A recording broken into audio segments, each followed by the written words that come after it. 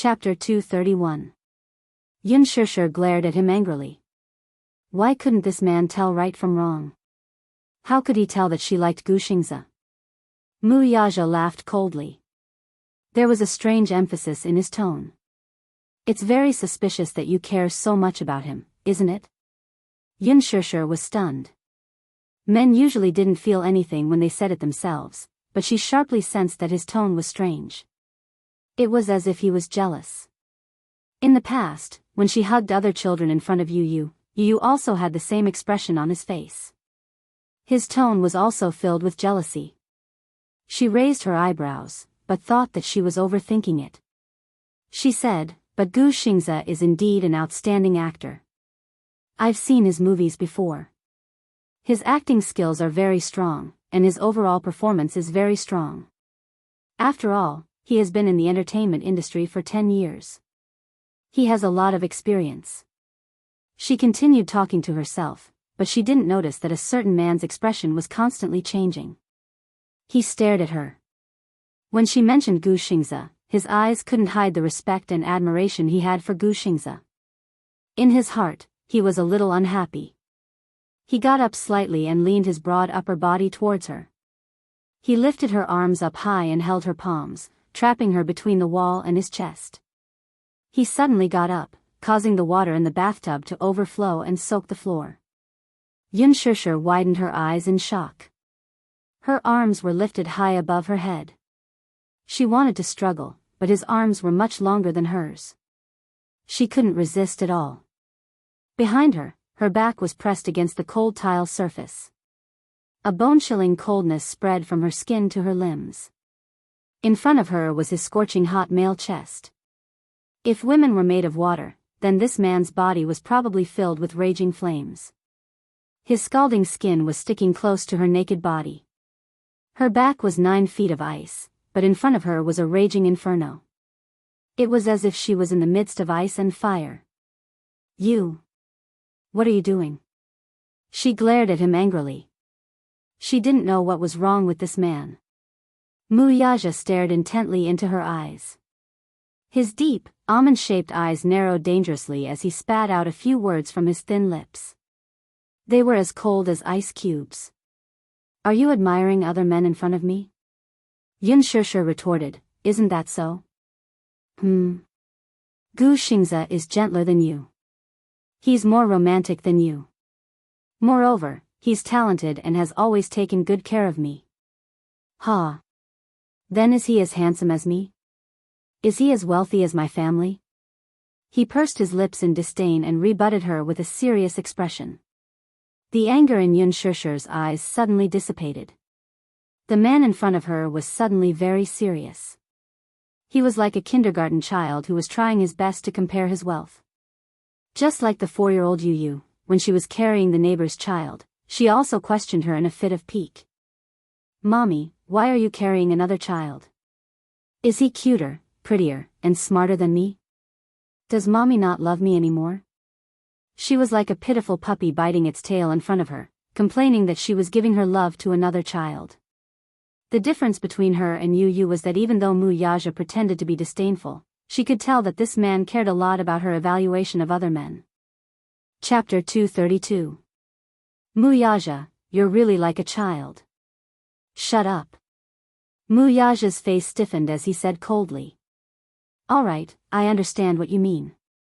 You just want me to say that Gu Xingzi is not as handsome as you, not as gentle as you, and not as good as your family background. You're so serious, you're really like a kindergarten child. Are you really 28 years old? Mu Yaja glared at her coldly, grabbed her chin, and bit down hard. You sharp-tongued little thing. She was pitiful when she was pitiful, but she was so hateful when she was hateful. Can you let go of me now, young Master Mu? Yun Shishir pursed her lips. If you continue to be like this, I'm going to be crippled by you. It's best if you're crippled. Mu Yaja said coldly, but he let go of her and leaned back lazily. Yun Shishir rubbed her wrists unhappily. This man was really strong. She couldn't tell that he was so well built under his suit because he usually dressed so well. However, before she could relax and sit down, the man's arm stretched out slightly, grabbed her waist, and pulled her back to his chest, splashing water everywhere. Yunshushu fell on his chest and couldn't help but glare at him angrily. Muyaja looked at her and suddenly felt that this girl was so cute even when she had a piercing gaze. If you want to keep his role, sure. But... She looked at him in surprise and stopped abruptly midway through his words. But what? I'll tell Lin Fengtian when the time comes. Muyaja's lips curled up as he spoke. Even though the biggest investor for The Green Apple was not Huanyu, it did not mean that he did not have a say in the casting of the film.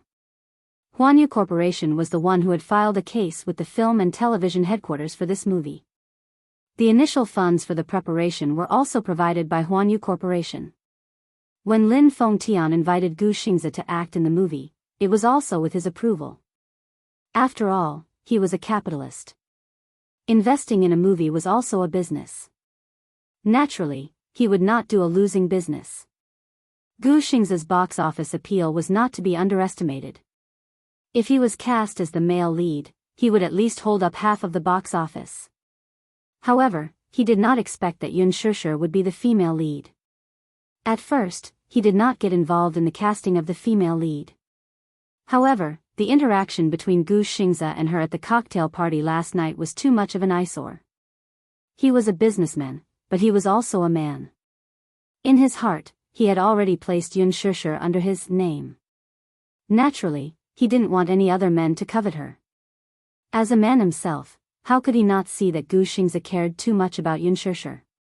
Was this how a senior valued a junior? This was clearly a man's intention towards a woman. Muyaja already had a plan in mind. However, later on, when Lin Fengtian received Muyaja's 3-point agreement, he was completely confused. At first, he thought that Muyaja had specifically asked him to take care of Yunshushu. Naturally, he agreed without thinking. Even without Muyaja's request, he would have taken good care of this newbie. This was because he personally acknowledged this newbie with unlimited potential. However, when he read out the first few terms of the 3-point agreement, blood rushed to his head. What bullsh** T was this? Chapter 233. In Muyaja's list, the first 3 were: 1. No kissing scenes. 2. No bed scenes.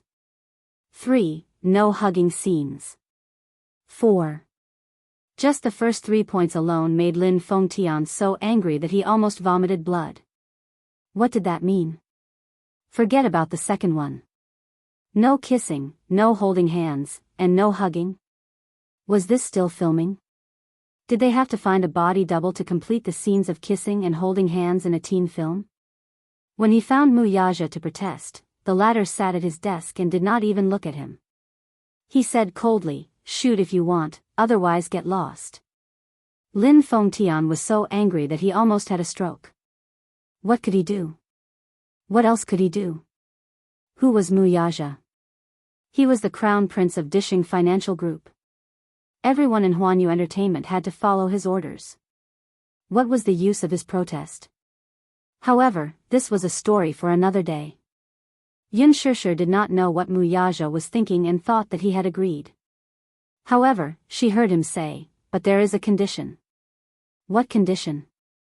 Muyaja's thin lips curled into a charming smile. He said clearly, "Kiss me." Yunshushu was stunned. Then, her cheeks flushed. You, 1, hey, Muyaja. 2, his expression was calm as he counted slowly. He was so relaxed that he looked like a high and mighty monarch waiting for her obedience. Yunshushu was flustered and exasperated, but there was nothing she could do. She slowly inched closer to him. Ripples appeared on the surface of the water. Their bodies were gradually pressed together. She held his face in her hands and planted a gentle kiss on his warm lips. When she raised her head, she saw the man's pair of pitch-black jade-like eyes, igniting a cluster of flames. Yunshushu's shoulders trembled. His eyes were very deep and dark, hiding a trace of desire that could not be seen. She couldn't tell, but she could tell that he was hiding something. Thus, the two of them faced each other like this. She did not dare to move at all. That's it? What else? Yunshishir frowned. Woman, your kissing skills are really bad. Muyaja criticized mercilessly. I'm sorry, do you want me to practice with other men? Yunshishir laughed mockingly. Muyaja immediately glared and threatened, you dare.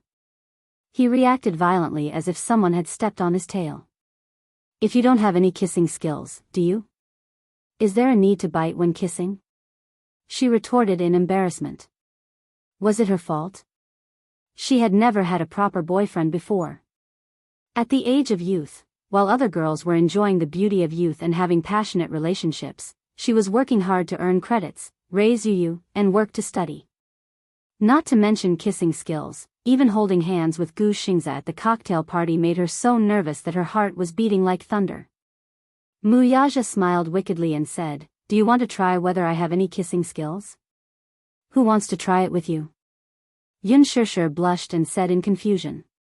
Unexpectedly, the man did not seem to have any intention of asking for her opinion. He turned her face and pressed his thin lips against hers without restraint. This kiss was not like the one before, where he was attacking her. Instead, it was a gentle kiss on her lips. His moist tongue gently outlined the shape of her lips, delineating them in detail. Sometimes, he would crush them heavily, and sometimes, he would stay away from them. Chapter 234. Yunshishir was a little dazed. She didn't know where to place her hands. Her hands rested on his chest as she clenched her fists nervously. This man had always been high and mighty. He was like an overlord who could call the wind and summon the rain. He had always been rough and irresistible. However, she couldn't react to his sudden gentleness. On one hand, he was cold and domineering. On the other hand, he was gentle and protective, as if he was holding her in the palm of his hand. Which one was the real him? Yunshishir couldn't tell which direction she was heading in. He was immersed in it. She was also immersed in this tenderness and couldn't come back to her senses. Gradually, she knew how to respond slowly. After the kiss, their faces slowly separated. Her body seemed to have gone limp. Her limbs and bones lost their strength as she lay limp on his chest. Muyaja lowered his head and looked at her. Her eyes were like silk and her cheeks were flushed red. She was so pure and beautiful. Especially that pair of beautiful peach blossom eyes, they were shimmering and intoxicating. Even if he didn't drink, he couldn't help but feel drunk. He was intoxicated by her seductive eyes. No man would be able to resist such a woman. Even he couldn't resist such a gaze. He caressed the back of her neck and said softly, "You're not allowed to leave me." Don't. Leave me. He muttered in a low voice. If one didn't listen carefully, they wouldn't be able to hear what he was muttering to himself. Yunshishir frowned. Her thin lips parted slightly, but before she could say anything, the man spoke first. You're not allowed to refuse. That domineering Muyaja was back. It was as if the man with tender and sweet eyes just now was just a dream. Without waiting for her to react, the man had already gotten up, put on a bathrobe, and walked out. Yunshishir was distracted. She lay down in the bathtub and sighed contentedly. She then realized that the bathroom was really as big as two of her bedrooms. Lying in the huge bathtub, he felt extremely comfortable. He wished he could just lie there and not get up. However, she suddenly realized that it was getting late. She should go back early, so she quickly got up as well. However, just as she stepped out of the bathtub, her legs went soft and she almost fell to the ground. Muyaja turned to look at her with a mocking smile on his lips. Why can't you even stand properly? Yunshishir bit her lips. This man still had the nerve to ask. If he hadn't been so energetic and tortured her, how could she have ended up in such a sorry state? After messing around in the bathtub for a while, her body was still sore and painful. She cursed Muyaja several times in her heart. However, she was too embarrassed to say it out loud. She just glared at him and slowly walked to the bathroom. Muyaja looked at that slender figure and suddenly felt pity in his heart. How could this woman be so thin? When he did it with her, he was always careful, afraid that he would accidentally break her bones. It wasn't a good thing for a woman to be too thin. If she was a little fatter and had some meat on her body, it would be more comfortable to hug. At least, it wouldn't feel so cadmium. However, although she was thin, perhaps it was because she had been breastfeeding, her figure was still quite good. Chapter 235. What are you looking at? She said angrily, looking unhappy. The man said matter-of-factly, I'm looking at you. Yunshushu pursed her lips and moved her body away, but she saw that he was still staring at her body. That unrestrained gaze swept up and down her smooth body, unable to hide the ridicule in his eyes. She couldn't help but fly into a rage out of humiliation. Don't look anymore. Why, are you shy? Muyaja smiled. Yunshushu couldn't take it anymore and walked up to him and forcefully pushed him out of the door. Get out. With a pang sound, she locked him out of the door. The man's lips curled up and he chuckled. This was clearly shy. However, he was kind enough to not tease her anymore. Wearing a bathrobe, he walked out of the bathroom looking refreshed and sat on the sofa. He held a glass of red wine in his hand and casually flipped through the newspaper that the helper had passed to him. When he saw the headlines published in the newspaper, his gaze deepened and he took a sip of the red wine. His face was full of self-satisfaction. When she walked out, she saw that he was holding his head in one hand and flipping through the newspaper with the other. She suddenly felt that the situation was a little awkward. He was so comfortable, but she was a little uneasy. Muyaja turned his head and looked at her with a pair of playful eyes. The corners of his lips couldn't help but curl up into an interested smile. The current her had just taken a bath and her body exuded a refreshing fragrance. Her wet black hair was draped over her shoulders and because she had just taken a bath, her fair little face was pink and tender. It was really a blush on her fair skin. A pair of watery big eyes stared at him shyly. Her hands were crossed in front of her chest as if she was shy and afraid. Her eyes were filled with a sense of vigilance. That innocent and messy gaze was as if she was afraid that he would eat her up. But it was this kind of small gaze that made it even more alluring. If it wasn't for the fact that she was too weak to stand up to the wind, Muyaja would have forcefully pulled her into his embrace, fiercely bit her lips, and pressed this enchanting and charming little demoness under his body, wantonly and ruthlessly ravaging, wantonly tormenting her, and heavily penetrating her body. However, he quickly suppressed the wildness in his body. Even though it was delicious, he could not be too greedy. An excellent hunter was full of confidence and knew when to stop. If the prey was scared away, then the gains would not make up for the losses. The future was long. Come here. Yunshushu was stunned for a moment before she asked warily, what are you going to do? As he spoke, he leaned back even more. It seemed like she was really afraid of him. You were so sharp-tongued just now, why? Muyaja chuckled and gently swirled the goblet in his hand. He raised his eyebrows and said, are you afraid that I'll eat you up? She was really afraid that he would eat her up. This man was too energetic. She was really afraid that he would eat her up until not even her bones would be left. Yunshushu pursed her lips and moved a few steps. Her buttocks carefully sat on the sofa but she sat far away from him. This scene was weird no matter how one looked at it. If it was any other woman, this kind of opportunity, they would immediately stick to him passionately. But this little woman seemed to be rather afraid of him. Muyaja gently took a sip of the dry red wine and patted the seat beside him with his big hand as he said in a deep voice, sit over here. What? Why are you sitting so far away from me? Chapter 236. Then you don't want that? She said hesitantly. That? What? Muyaja raised his eyebrows, but he quickly understood what she meant. So she was really worried that he would eat her up. All right, stop fooling around. Come here. His voice hardened. Yunshushu's shoulders could not help but tremble slightly. She was not very willing in her heart. However, she did not dare to go against his orders. Thus, she moved inch by inch to his side. When she got closer, she could easily smell the faint fragrance on his body. This fragrance was quiet and elegant, just like the fragrance of magnolia. Muyaja caressed her hair with one hand. It was wet, but it still had a warm air to it. He rubbed it hard and raised his eyebrows. You ran out with your hair still wet? It was very easy to get a migraine like this. Women, especially at her age, needed to take care of their bodies the most. If she did not blow dry her hair in time, the moisture would enter her body. When she was slightly older, she would always have headaches. This girl really did not know how to take care of herself at all. Did she not even know this bit of common sense? Yun Shishir shook her head and said, "My hair usually dries naturally after I take a shower." Muyaja pinched her cheeks.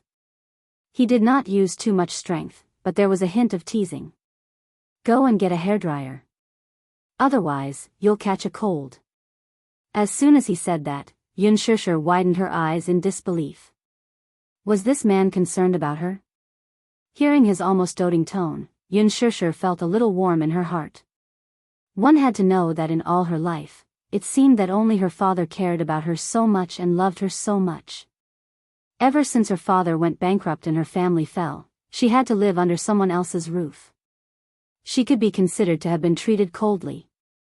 Li Qin and Yun Na always treated her indifferently. In school, because she was always immersed in her studies, she was not close to other students. She was considered a loner in school. The homeroom teacher was very caring towards her, but Yun Shishir was really a girl who knew how to be satisfied. She was also a girl who was easily moved. Because of his words, her little face actually turned red. I don't know where to find a hairdryer, in the first drawer of the counter. Oh. Yun Shishir nodded. She stood up and ran in. He opened the first drawer and saw a large white hairdryer. She picked it up. The hairdryer was very beautiful. At first glance, she could tell that it was very suitable for him. It also looked very high class, just like the ones in the barber shop. However, this hairdryer was really too big and too heavy. She couldn't even hold it with one hand. She felt that it was quite heavy just by holding it, let alone using it. Moreover, her hands were soft and didn't have much strength. The hairdryer was too heavy. After plugging it in, Yun Shishir began to blow dry her hair clumsily. She rarely used the hairdryer because she had too little time. When she was in school, she had to work, study for credits, and rush out her thesis. After working, she would always go home very late. In the morning, she would squeeze out time to wash her hair and rush to work. She would let the wind blow dry her hair naturally. Therefore, she rarely had the leisure to blow dry her hair after taking a shower. Because the hairdryer was too heavy, she had no choice but to hold it with both hands and blow her hair with a strong gust of wind. She naturally didn't know much about blow drying her hair. She only knew that she had to dry it as soon as possible. Therefore, she turned the wind speed to the maximum. This was bad. Her beautiful hair was blown into a mess just like that. Yun Shishir furrowed her brows in annoyance. She clumsily used one hand to tidy up her hair, but it became even messier. Muyaja heard a few soft moans coming from the bathroom from time to time. He couldn't help but feel a little strange. What was this girl doing again? When he walked to the door to take a look, he couldn't help but be stunned. He saw that Yun Shishir's hair was blown into a mess. The ends of her hair were tied up in knots. At this moment, this little idiot was holding up a comb to comb her hair. However, her hair was half dry and half wet. It was difficult to comb it. She was in so much pain that she looked embarrassed. It seemed like she was in so much pain that tears were about to fall. Chapter 237. He lowered his head, looking very patient and very serious. What surprised her was that these messy knots in his hands were quickly defeated in just a short while. Stupid woman, you don't even know how to blow dry your hair? As Muyaja spoke, he picked up the hairdryer and turned on the gentle wind, gently drying her hair for her. His slender fingers weaved through her hair with the warm wind, drying strands by strands as his fingertips rubbed her acupuncture points from time to time. Such a gentle action made Yun Shishir sigh contentedly and moan softly. She lazily closed her eyes and her lips couldn't help but curl up in bliss. So comfortable. She occasionally went to the hairdresser's to get a haircut, and the hairdresser massaged the acupuncture points on her head like this. The man's technique seemed very professional and didn't lose out to the hairdresser's technique at all.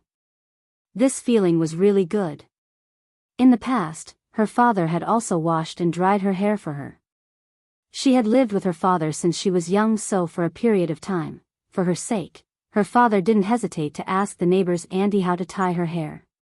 Even though the results weren't very good, the twin ponytails were often one high and one low, and the ponytails were tied so tightly that even her scalp felt tight.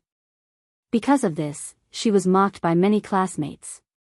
But Yun Shishir still felt that that was the happiest time of her childhood. You seem to be very proficient in this.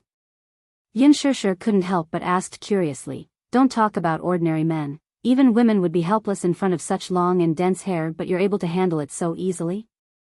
When Muyaja heard this, he didn't know why, but his originally curved lips suddenly returned to a cold arc and his expression tensed up. She didn't notice the change in his expression and continued to ask, have you had any experience in the past? Muyaja's actions paused slightly as if he had recalled some past events, and his eyes were tinged with a trace of pain. But very quickly, this emotion was suppressed and disappeared in a flash. Very quickly, he resumed his usual coldness and only said indifferently, in the past, I used to blow hair for people. When Yun Shishir heard this, she didn't know why, but her heart ached, and strangely, she felt that even her breathing became stuffy. Often, bragging to others? Was it a woman?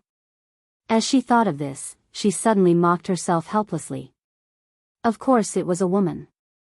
Only a woman would have such long hair. Was it Mu Wanru? He often blow-dried her hair? Just like today, when he bragged about himself? Was he going to comb her knotted hair and massage her acupuncture points? Amidst her complicated thoughts, her hair had been blown dry unknowingly. Muyaja put down the hairdryer and hugged her shoulder from behind. Looking at the beautiful person in the mirror, he lifted her beautiful hair with one hand and hooked his lips, so beautiful. Yun Shishir blushed. Muyaja suddenly lowered his head and sucked on her earlobe. The tip of his tongue tickled her ear, and the man chuckled charmingly. She originally thought that he would do something, but she heard him ask, are you hungry? Yun Shishir licked her lips and nodded slightly. After a day of nothing, her stomach was already empty. He asked again, what do you want to eat? I'm not eating. I want to hurry home. Haha. Muyaja gently pecked her cheek again. You don't have to wait too long. Eat something before you leave, okay? Chapter 238. Muyaja could not help but laugh. At the mention of Yu, he was reminded of the child he had never met before. His son. Yu? What's his name? Tianyu, she said slowly as she looked at his expression. Tianyu. Muyaja leaned against the door and muttered a few words before looking at her with his deep eyes. It was a nice name. Tianyu, when he was just born, he almost lost his life. Perhaps it was because of God's blessing that he grew up healthily. That's why he was given this name. Yun Shishir explained. He was the child's father, so she felt that it was her duty to let him know the child's name. It's a good name. His surname is Yun? Yun Shishir looked up in surprise and stared at him warily. Seeing that he was just asking casually, she said carefully, yes. He has my surname. Who is he living with now? Muyaja asked. He's living with me. He's not living with your father? Yun Shishir's brows furrowed slightly as her heart suddenly ached. Yun Yeching liked Yu very much. Initially, when she wanted to keep the child, no one, including him, agreed to let her raise him. She was still a student at that time. Her family was in dire straits and she was in debt. What ability did she have to raise a child who was crying piteously for food? Things were not cheap at that time. Just diapers and milk powder alone cost a lot of money every month. Moreover, the child's health was not good. When he was born, they found out that he had a congenital heart deficiency. Secondly, his body was very weak and he had many minor illnesses. It was not that Yun Shishir did not feel strange at all. The older brother was so healthy when he was born, so why was the younger brother so weak? She had asked the doctor about this before, but the doctor explained that the two children were fighting for nutrition in the mother's womb because they were twins. Her brother had absorbed enough nutrients, so even though he was born prematurely, he was still very healthy. As soon as he was born, he cried loudly. His voice was loud and full of energy. Even the doctor who delivered him was amazed. However, his brother was in his mother's womb and did not absorb enough nutrients. Moreover, he was born prematurely in August. When he came out, no matter how hard the nurse slapped his butt, he did not make a sound. His face even turned purple. If it weren't for the nurse's experience and the fact that she saw that the child still had a weak vital sign and hurriedly carried him to the emergency room, the child would have been saved. When he first brought Yu back to the Yun family, Yun Yecheng often frowned at the baby in her swaddling clothes. The child looked delicate and cute, and his big eyes were especially bright. However, the family's conditions did not allow it. Wasn't this holding up the child? Fortunately, when Yu grew older, he displayed intelligence and obedience that was beyond the reach of ordinary children. Only then did Yun Yecheng change his view of the child and devote more love and care to him. However, his love and care undoubtedly attracted the hatred of Li Qin and Yun Na. Yun Shishir alone had taken away half of Yun Yecheng's love and care. Now that this little B** starred had appeared out of nowhere, how could Yun Na let it go? Hence, she bullied Yun Tianyu every 2 to 3 days. There was once when Yun Shishir returned home late. Just as she entered the house, she saw Yu expressionlessly hugging the toy that Yun Na had stomped on and sitting in a corner with a disappointed look. Chapter 239. Mommy, is it because Yu is being naughty? Grandma and Auntie don't like Yu. She was heartbroken when she heard that. Yun Na, on the other hand, did not know the truth of the matter. She flew into a rage out of humiliation when Yun Tianyu came and snatched her father's favor from her. Li Qin, on the other hand. She was mean to Yu, and Yun Shishir could not forgive her. She was the one who forced her to sign that contract back then. She sacrificed herself to relieve the Yun family of the huge burden of repaying the debt, yet she was still mean to Yu. How could she forgive her? At this thought, Yun Shishir clenched her fists and slowly said, "Foster mother doesn't like him, so she rented a house outside." She then quickly added, "I'm going back. Yu must be worried sick about me since I didn't go back last night." With that, she tidied herself up and hurried to the door. Muyaja asked from behind, "You're going back by yourself?" "Yes, I'm going back by myself." He smiled. "There's no traffic here. There's a long mountain road outside the manor. Are you sure you want to go back by yourself?" Yun Shishir fell silent and then looked at him helplessly. "Send me back." Yun Shishir had yet to return, and the sky outside the window was already dark. Yu did not eat much the whole day, so his stomach was growling. If it were in the past, he would definitely prepare dinner and wait for his mommy to come back for dinner, but now that it was already past 7, he was afraid that his mommy would not be back in time. He was too lazy to cook, so he took out the pizza he had ordered in the afternoon from the fridge, heated it in the microwave, and ate it with relish. However, as he ate, he felt really wronged. For the first time in his life, the little lad's tears overflowed and flowed down his cheeks. Initially, he wanted to wipe them away, but the more he rubbed them, the more he could not hold back his tears. He had always been strong and brave since he was young. He rarely shed tears. Even when he went to the hospital for an injection, which of the other children didn't cry their eyes out? Only he sat there, bravely stretching out his arm. His brows were tightly knitted, his face was calm, and his eyelids didn't even blink.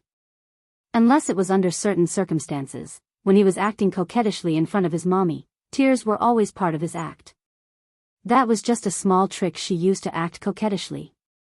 However, this was the first time she had shed tears of grievance. For a long time, no matter how late it was, Mommy would always come back to have dinner with him. No matter how busy she was at work, even if she had to work overtime until late at night, she would ask the manager for an hour off to have dinner with him before going back to work. But tonight, Mommy stood him up and didn't even call him. Naturally, he felt very wronged. Therefore, the more he thought about it, the more his heart ached, and the tears fell down his cheeks. He reached out his hand and wiped them away fiercely. He took the phone and glanced at it. It was already 8:00 in the evening, and she still hadn't returned. He couldn't suppress the grievance he felt. He pouted and hugged the pillow on the sofa, crying. Boo-hoo. Mommy doesn't want you anymore. Why wasn't Mommy back yet? Could it be that she didn't want him anymore now that she had that man? Once the little lad thought of that man's provocative words, his face turned ashen. He hated him. Anyone who wanted to take Mommy away from him was a big bad guy. Chapter 240. The little lad's face was full of resentment. If Lee Hanlon were present, his eyes would surely pop out of their sockets from shock.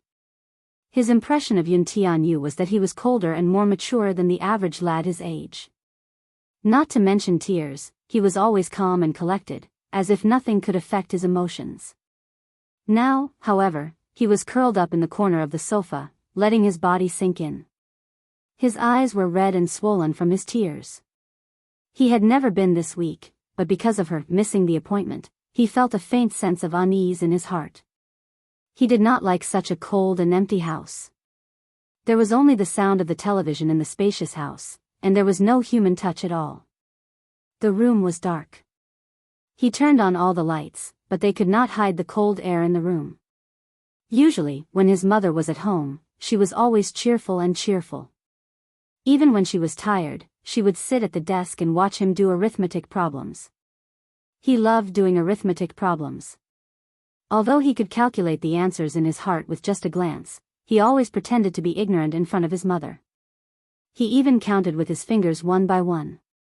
With his mother by his side, no matter how many arithmetic problems there were, he would always do them with relish. But now, he was the only one at home.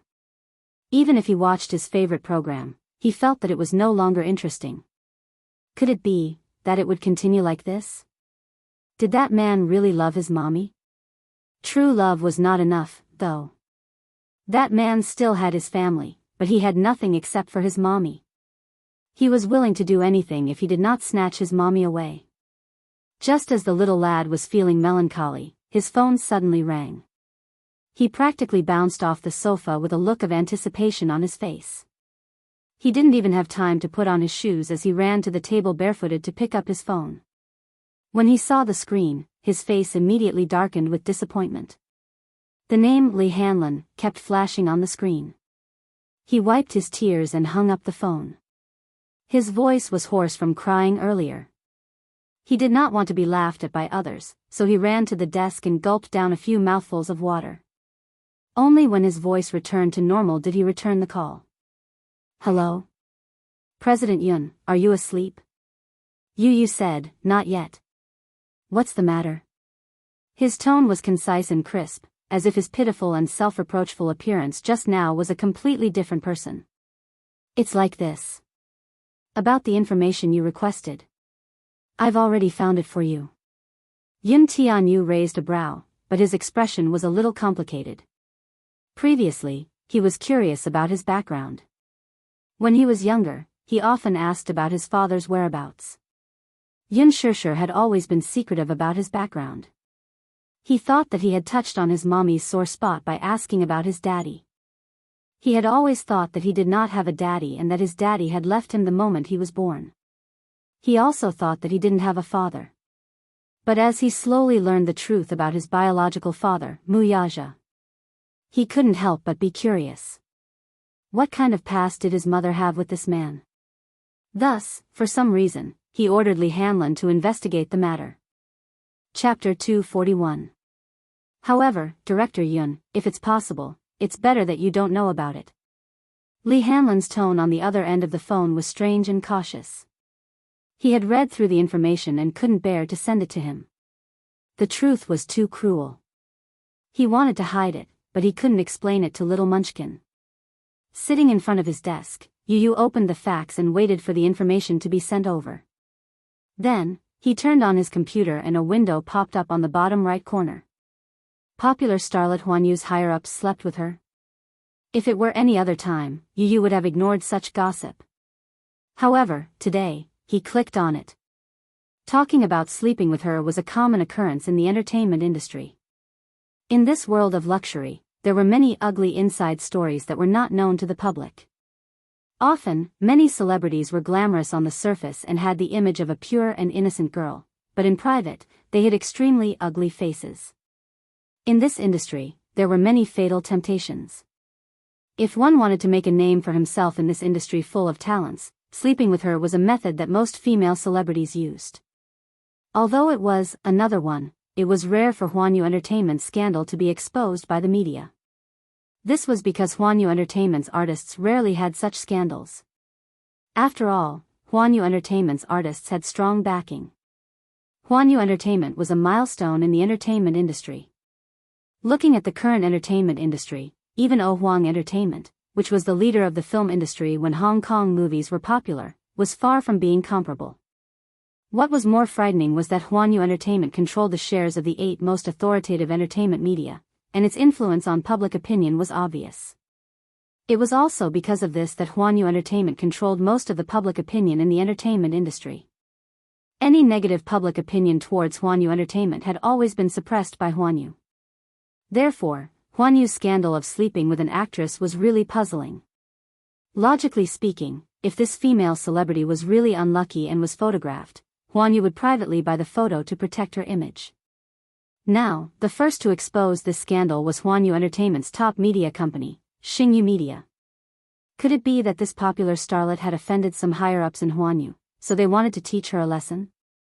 Yu furrowed her brows as she skimmed through the news. The one who broke the scandal was one of Huan Yu Entertainment's most popular actresses, Tang Yu. Early in the morning, Phoenix Entertainment's front page reported the scandal of Tang Yu's overnight stay in a high-rise villa in Huan Yu. The evidence was conclusive. In the photo, Tang Yu appeared at the entrance of the villa and walked into the villa with the help of a servant. This executive was a member of the board of directors of Huan Yu Entertainment, Li Wenqing. Li Wenqing had always had a bad reputation in the circle. She was even mentioned in the same breath as He Ling. Using his identity as a shareholder, many female celebrities had connections with him. There were rumors that Li Wenqing had a strong taste in certain aspects. She liked to play tricks and do things that were exciting. She was not much better than He Lingxiang. Chapter 242. It was said that the reason why there was such a big commotion this time was because Li Wenqing's first wife caught them red-handed. The commotion this time was not small. Other than the photos that were leaked, there were also secretly taken videos. Li Wenqing was so impatient that he didn't even close the curtains when he was doing it. It seemed that he wasn't afraid of being secretly photographed. He probably didn't expect that things would develop like this. This report also caused quite a big blunder. On the second day of Huan Yu's annual cocktail party, all the major media outlets had prepared the headlines in advance. All the artists' studios had also stayed up late to prepare for today's headlines. However, early in the morning, Xingyu Media was the first to release a notice on the media outlets. They said that they had caught a young actress trying to climb up the social ladder by cheating and had gotten hold of some juicy news. As soon as the notice was released, many media outlets were dumbfounded. No way, the headline that they had painstakingly concocted had been caught off guard by a Cheng Yao Jin who had jumped out halfway? At first, they thought that it was an old trick used by the investors to hype up a movie that was about to be released. They were all veterans of the Jianghu, so they were already used to this kind of method. However, they didn't expect that at 7:00 in the morning, once the news about Tang Yu and Li Wenqing's affair was released, it quickly became a hot topic. Seeing that Xingyu Media had taken the lead, all the media outlets couldn't sit still anymore. They all rushed out to dig deeper and more juicy news. Therefore, Tang Yu's old news quickly became the headlines of all the major media outlets. Tang Yu's dark history was dug out by the media from the dust of time, and it was repeated again and again. Before Tang Yu debuted, she was a social support and sat on the stage in a bar, in order to climb up the social ladder, Tang Yu slept with 2 assistant directors and several male leads. Tang Yu and Yang Mi were from the same school, but they were always scheming against each other to get more exposure. Tang Yu bullied a newcomer who just debuted. This time, Tang Yu wished that she could be dug up from head to toe. Her dark history that she couldn't bear to look back on was dug out one by one. The ones who were hurt the most were Tang Yu's loyal fans. On the screen, Tang Yu had always played the role of a naive and sweet girl. Her pure and beautiful image had attracted many otaku fans. However, when they saw the true face of their goddess, it was inevitable that they would be disillusioned. Therefore, her fans became her haters. Tang Yu's followers on Weibo dropped from 10 million to 5 million. Female celebrities who had a close relationship with Tang Yu, such as Yang Mi, began to release drafts to clear their relationship with Tang Yu. Now that Tang Yu was ruined, most of the celebrities who had a good relationship with her chose to protect themselves. In this entertainment circle, there were many people who took advantage of Tang Yu's notoriety to stir up a hot topic. There were many people who hit Tang Yu while he was down. "It's not suitable for children." Yu Yu mumbled and looked at the fax machine. Seeing that the documents had been sent over, she walked over and picked up the stack of documents. She glanced at them and her face stiffened. His hand that was holding the paper couldn't help but tremble.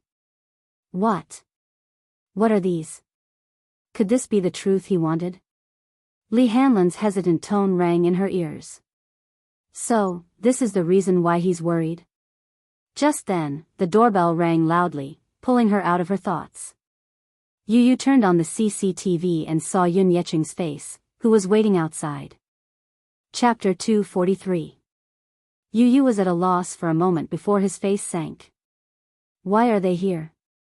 If it were in the past, he would definitely put on an innocent and romantic front and call him Grandpa obediently. However, after seeing the documents earlier, he felt a sense of alienation when he saw his father's face. However, in the next moment, he suddenly thought of something and smiled strangely. It seems that this grandpa of his is here to ask for a favor, right? Yu Yu? Is your mommy home? Yun Yecheng seemed a little uneasy. Come in and talk. He opened the door to let them in, but Yu Yu's expression was extremely cold. From the moment he stepped through the door, Yun Yecheng and Li Qin carefully sized him up from head to toe. Yun Yecheng felt a little strange. This child is a little different from before. He could not pinpoint exactly what was different about him. He only felt that this child had suddenly become so cold. There was no smile on his face, and he looked at him coldly and indifferently. He was no longer as close as before. Yu Yu acutely sensed his strange gaze and glanced back at him. His sharp eyes were so sharp that even the experienced Yun Yecheng could not help but be intimidated by them.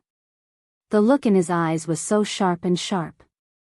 It was not a look that a child of his age should have. Yu Yu, what's wrong with you? Why is he suddenly so cold to me? He used to call me Grandpa affectionately before. What's the reason behind this? I really can't figure it out at the moment. Li Qin snorted. You have no conscience. You don't even call me elder. I don't know how your mommy taught you. Don't you know the rules? Is it up to you to ask how my mommy taught me?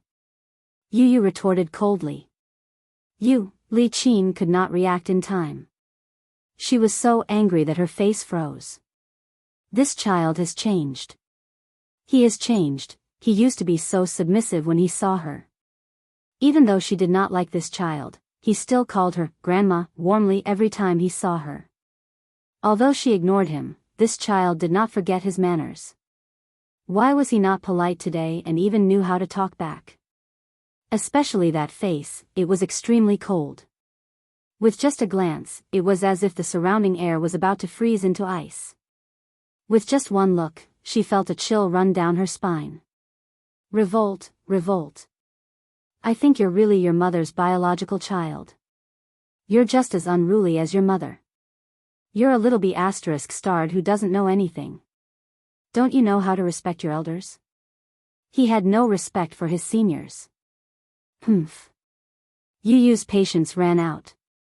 Did you brush your teeth before going out? Huh. Li Qin didn't understand what he meant and was a little dumbfounded. He nonchalantly replied, "This is my house, so please be mindful of your behavior.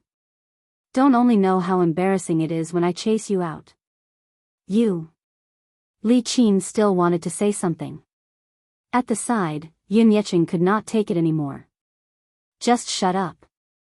Li Qin looked at him in surprise and saw him glaring at her. It turned out that the "shut up" was meant for her. However, looking at his sullen face, she did not say anything for the first time. This time, she was here for something important. Chapter 244. Li Qin found it hilarious. This child is only around 7 years old, yet he acts like an old man. He looks even more experienced than me.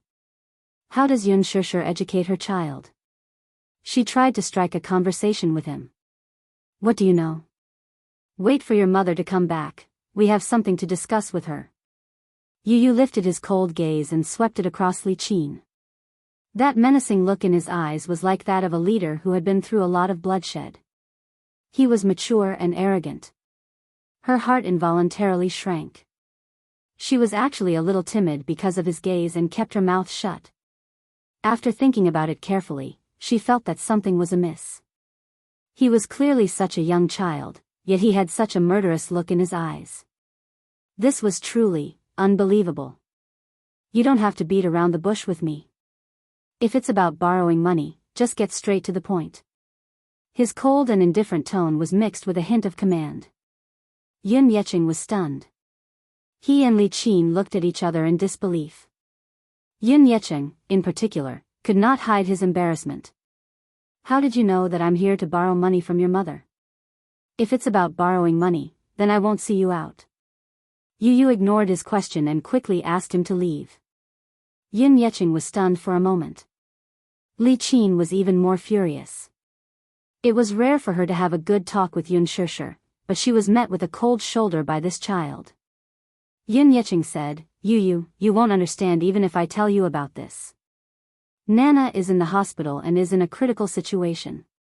Grandpa doesn't want to do this, but Grandpa has no other choice. I can only come to your mother to think of a solution." Early this morning, the hospital called to inform them that something had happened to Yun Na and that she was now in a ward. They rushed over, but when they saw the person lying on the hospital bed, they almost fainted from shock. Li Qin, in particular, was greatly agitated after witnessing Yun Na's face being disfigured. She kicked up a fuss in the hospital, shouting that she wanted to find the culprit who had harmed her daughter. Alas, the hospital did not know the cause and effect of this matter. The patient was sent to the hospital early in the morning. A mysterious man in a suit paid for all the medical expenses and left in a hurry. Yun Yecheng went to the doctor to ask about Yun Na's condition. The doctor bluntly said, "Your lady's face is ruined." There were more than 10 wounds on his face. Just the stitches alone required dozens of stitches. He was afraid that his face would not be able to see anyone in the future. However, the doctor suggested that it was not completely destroyed. If conditions permitted, she could prepare a few 100,000 yuan and find an authoritative beauty agency for plastic surgery. Perhaps she could restore her looks. A few 100,000 was easy to say, but how could the current Yun Yecheng have the ability to fork out so much money at once? While Li Qin was worrying, Yun Na slowly regained consciousness. After she regained her consciousness, she seemed to be more or less aware of the current situation of her face. She cried and threw a tantrum, saying that she didn't want to live if her face was disfigured. Yun Yecheng was heartbroken. How did this person end up like this for no reason? Which bastard was it that disfigured her daughter? How was his daughter going to live in the future? Chapter 245. The nurse rushed over and gave her a dose of tranquilizer. It was only after she fell asleep that Yun Yecheng thought of Yun Shishir. He wanted to discuss with her what to do now. However, how could Yu not see through their intentions? Now that Yun Na was facing the crisis of losing her looks, she naturally wanted to raise money for plastic surgery. This was especially so for Li Qin. She could not wait to squeeze his mommy dry before giving up.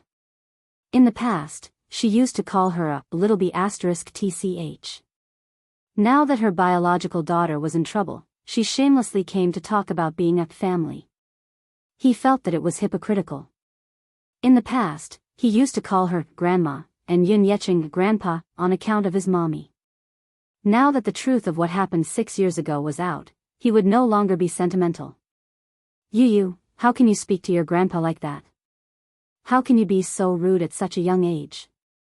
Li Qin reprimanded him sternly. Grandpa? He. I won't admit that I have a grandpa. Yu played with the ring in his hand and said calmly, if he's my grandpa, he'll know how hard mommy has been all these years.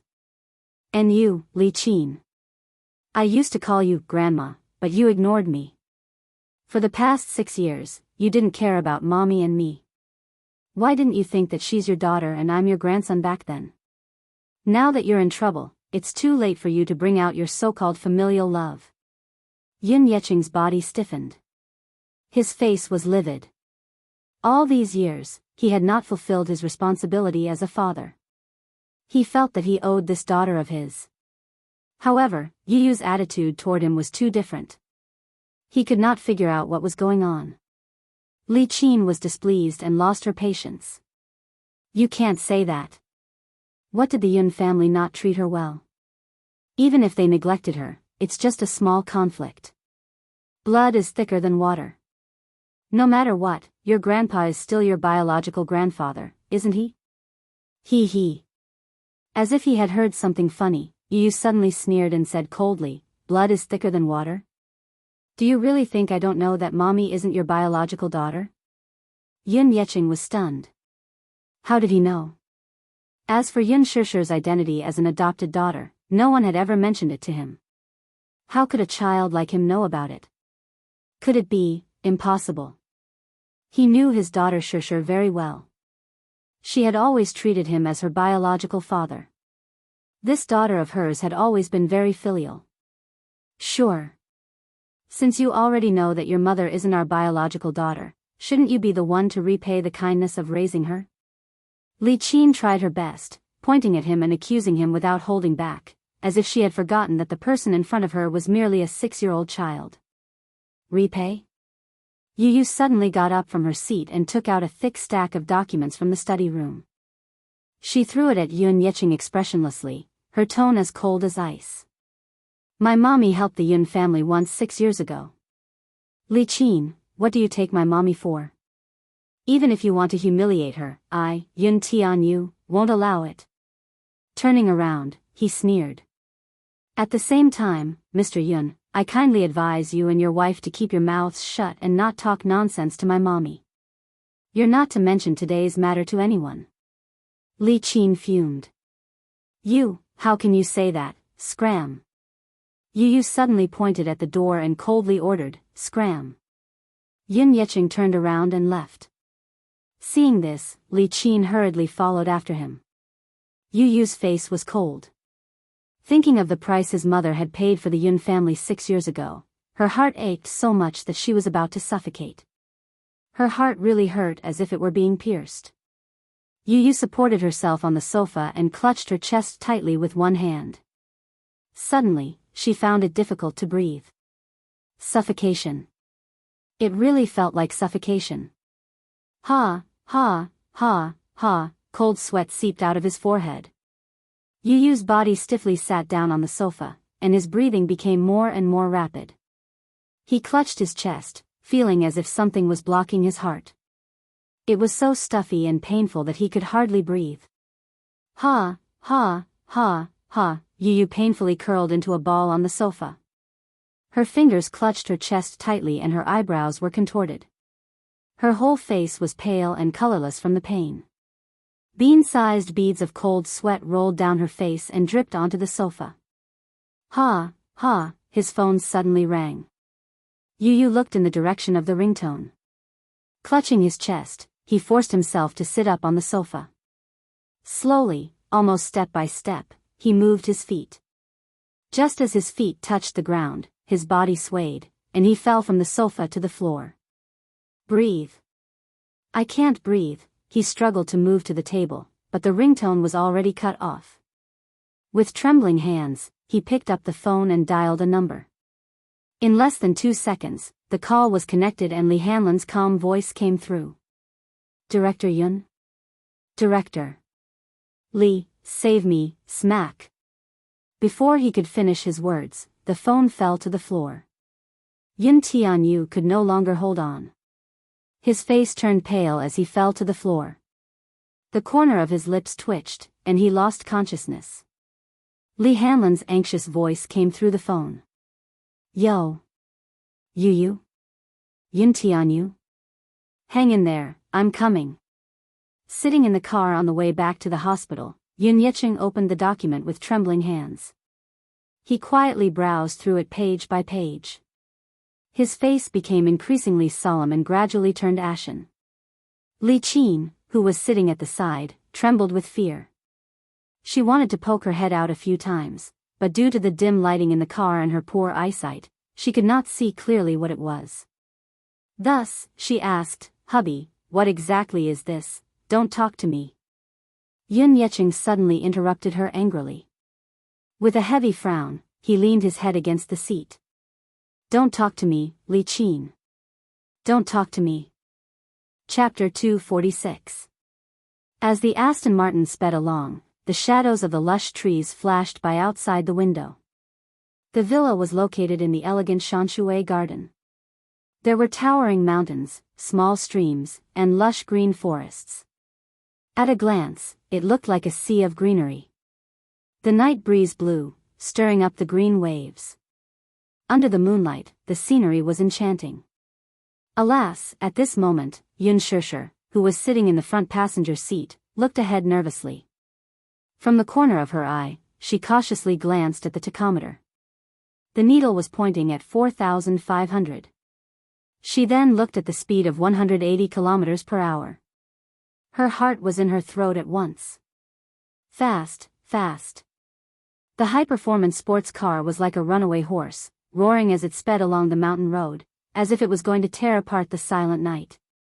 Even though she didn't understand sports cars and didn't know what a 4,500 speed meant, she didn't feel much at first. However, at that speed, she could feel how scary it was when it was cornering. At that moment, she felt as if the car would float in the next second if it went any faster. When they left the villa, they had to go through a long mountain road. There was only a railing on the side of the road, and below the railing was a cliff. If they hit the railing, the consequences would be unimaginable. Even though the railing looked sturdy, it would be weak under the impact of the sports car. It was as if it didn't exist and existed in name only. If the car lost control, not to mention the railing, even the surrounding walls would collapse. She could even imagine that if the car lost control, it would crash through the railing and crash into the cliff, just like in American blockbusters. With a loud explosion, the car would really be destroyed and the people inside would die. "Muyaja, it's too fast," Yun Shishir said to the man anxiously as she clutched her thumping heart. She looked at him, but at that moment, the man was supporting his head with one hand and looking ahead indifferently. He seemed to be indifferent. The scenery outside the window flashed by. Under the moonlight, his handsome face didn't have any fluctuations in expression. He only had one hand on the steering wheel, looking calm and at ease, as if he was handling everything with ease. "Muyaja." Just as she finished speaking, the man glanced at her from the corner of his eye and smiled playfully. Suddenly, he stepped on the accelerator and the engine let out an ambitious roar as it sped up. What she didn't know was that to him, let alone 180 yards, even 200 yards was completely within his control. There was a curve in front of them. On the left was a mountain wall filled with strange rocks, while on the right was a bottomless cliff. On the mountain road, the streamlined sports car made a beautiful and smooth turn. Under the moonlight, the bright silver body of the car outlined a dazzling silver line. Yun Shishir was so frightened that she cried out involuntarily. Her face suddenly broke out in a thick layer of cold sweat. She was so scared that there was not a trace of blood on her face. Did this man do it on purpose? When the car slowly drove into Yun Shishir's residence, her face was already pale. The car was parked downstairs and the engine was turned off. Muyaja unbuckled his seatbelt and leaned closer to her, his voice full of ridicule. "What? Are you scared stiff? As he spoke, he stretched out his slender fingers and gently flicked her cold cheeks in a somewhat naughty manner. Yun Shishir came back to her senses and looked over. She glared at him fiercely and asked suspiciously, Muyaja, did you do it on purpose? Chapter 247. On purpose? What do you mean on purpose? He asked while knowing the answer. His lips curled into a wicked arc. Although his tone was innocent, his eyes revealed a satisfied smile. He felt that her frightened appearance was quite cute. Some women not only had beautiful facial features, but their eyes were even more seductive and charming. Even if she was angrily glaring at you, you would still have the illusion that she was acting coquettishly and seducing you. It was extremely charming. His pupils slightly congealed, as if he had been bewitched by her delicate appearance, and he couldn't help but reach out to touch her face with his fingertips. Yun Shishir coldly avoided him and slapped his hand away. She angrily said, Why are you still pretending to be innocent? Why are you driving so fast? Don't you know that this is very dangerous? Muyaja slightly knitted his brows and pretended to be wronged as he asked back, It was clearly you who kept rushing me. I saw that you were in a rush, so I drove so fast. His mouth moved as he pushed all the blame onto her. The man looked at her with an innocent face. His tone and tone were natural, as if he was silently accusing her of being unreasonable. If anyone else saw this, especially his close subordinates, they would definitely be shocked by his expression at this moment. The president, who was always cold and indifferent, had his brows slightly knitted. His thin lips were slightly pursed and his face was filled with innocence. His pair of eyes hid a smile that couldn't be seen. They would definitely be shocked to the point of being dumbfounded. In their eyes, Muyaja was arrogant and cold. He didn't smile normally and his cold face seemed like it would never have any expression. He also wouldn't be affected by any emotions. His face was originally handsome, but he always had a cold expression that made it hard for people to get close to him. Other than the little young master, he wouldn't smile to anyone else. But now, he actually smiled to a woman. However, Yun Shishir naturally didn't have any awareness. She also didn't feel that he was taking special care of her. She only felt that this man was quite evil. He actually joked about such a dangerous matter. Isn't your speed a little too fast? From the villa in the suburbs, through the continuous mountain roads, through the bustling city, from the manor to her house, the distance of more than 50 kilometers, he actually only used 20 minutes? One had to know. The traffic in the capital was extremely congested. Just driving in the city took 15 minutes, which was more than 30 kilometers of mountain roads. He only used 5 minutes. What kind of concept was this? The fastest train on the high-speed railway was only 493 kilometers per hour. Later, because of an accident, it had to be reduced to 300 kilometers per hour. At 400 kilometers per hour, her ears almost lost their ringing. Even until now, she still hadn't recovered from the ringing. Yun Shishir didn't want to talk to him. She pushed the car door open and she almost tripped. She was secretly annoyed. She hated herself for not being able to live up to her expectations. She was actually frightened by his driving skills to the point that her legs went soft. But this couldn't blame her. She was in that moment. Did this man's driving skills have to be so terrifying? She raised her wrist to look at her watch. It was already very late. You should be asleep, right? Chapter 248. Yu did not have a father by her side since she was young, so she vowed to work hard to make up for this. After she started working, no matter how busy she was or how late she had to work overtime, she would always make time for dinner. Even if she had to take leave, she would rush home to have dinner with him before rushing back to the office to continue working overtime. Even though this behavior had caused a lot of dissatisfaction, she had never made an exception. Unless there was something special, she would also take leave from him in advance. Even if the little guy would protest and express his dissatisfaction, he would at most tell her to eat on time and go home early over the phone. However, it was rare for her to not return home at night. Last time was the first time. Last night was the second time. Today was the third time. For 2 consecutive days, she did not have dinner with him. Yun Shishir was very vexed. She raised her head and looked at the window of her house.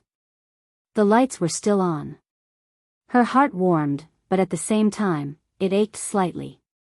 This little guy, did he deliberately turn on the lights and wait for her to go home? Yun Shishir was about to go upstairs when the man behind her called out to her. Are you leaving just like that? Muyaja saw that she intended to go upstairs without him, and a trace of dissatisfaction appeared on his face. What else do you want? Yun Shishir turned to glare at him. Don't you have anything to say? Muyaja looked at her. Under the moonlight, his deep-set eyes shone slightly. I want to go home. Yun Shishir turned around and swiped the door open. What he got in response was the heavy sound of the door closing in the corridor. Muyaja sat in the car and could not help but smile.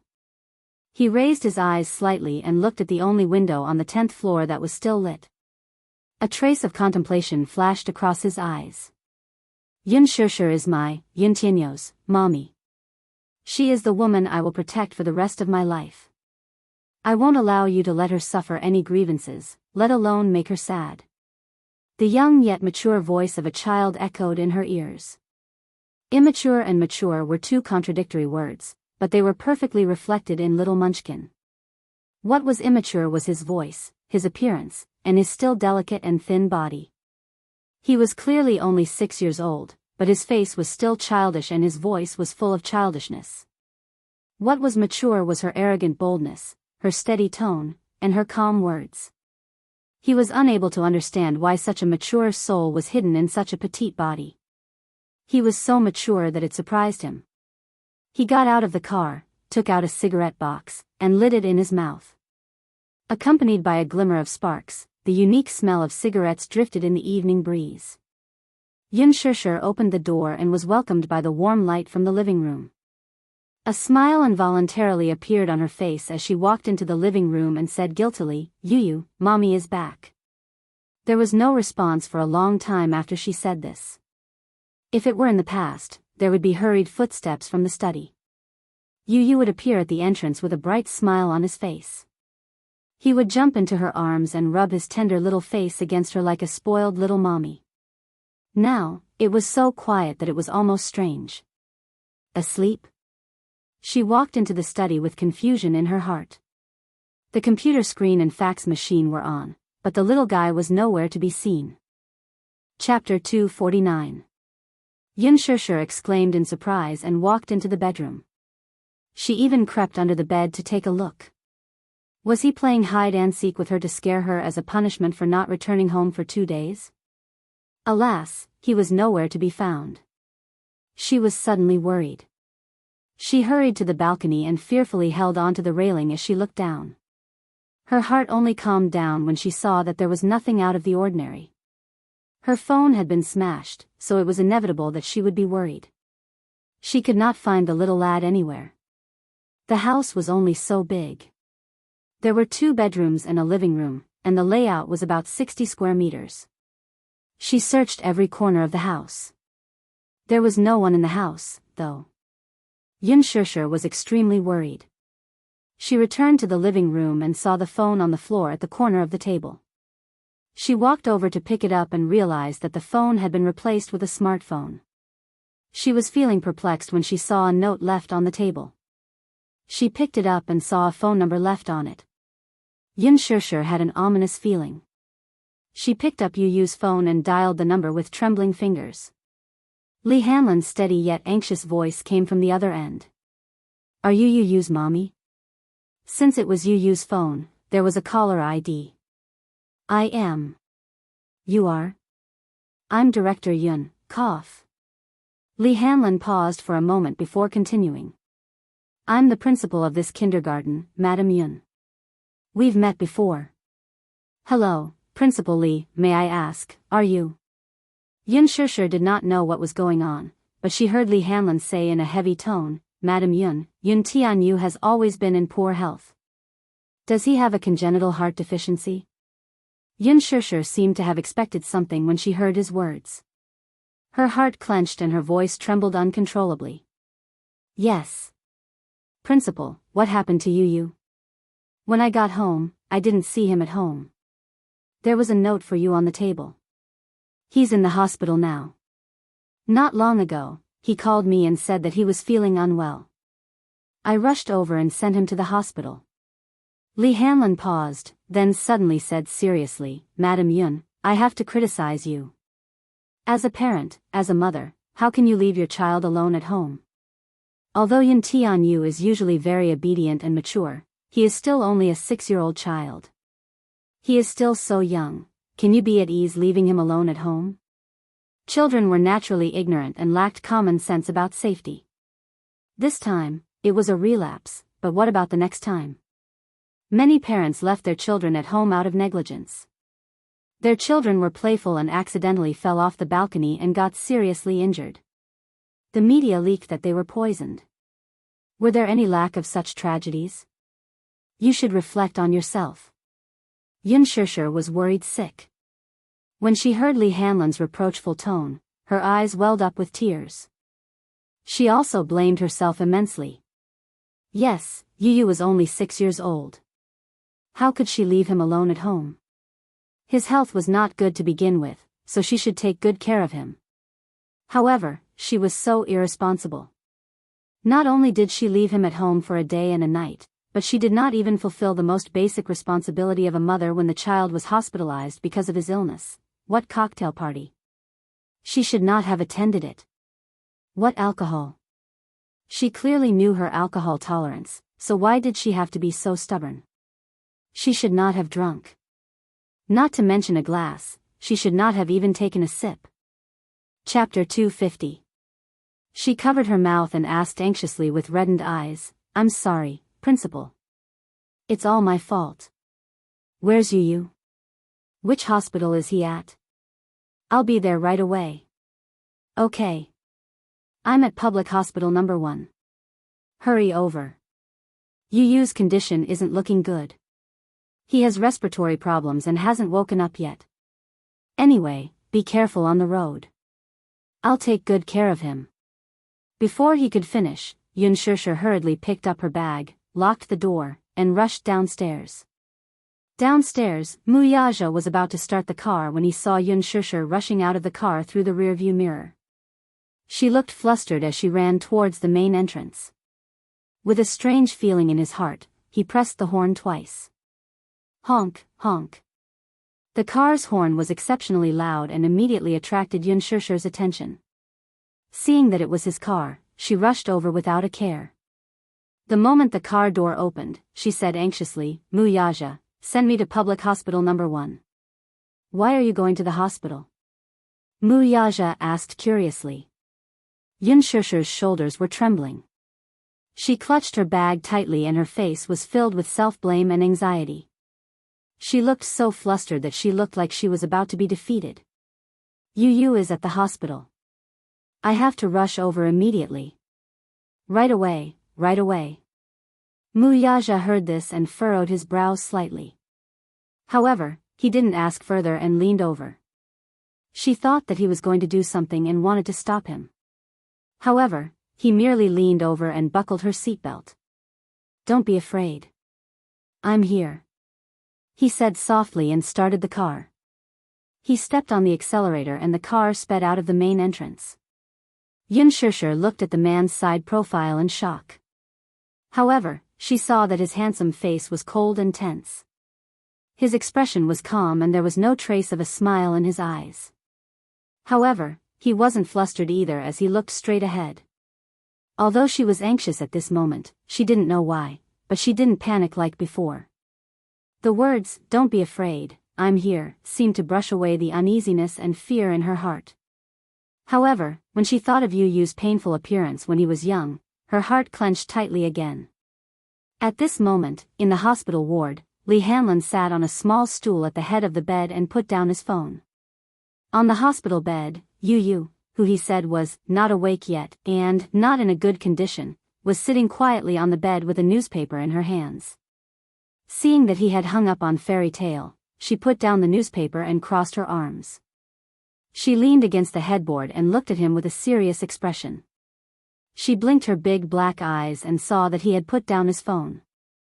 She quickly asked, "What did you say?" He hung up. "He's probably on his way here."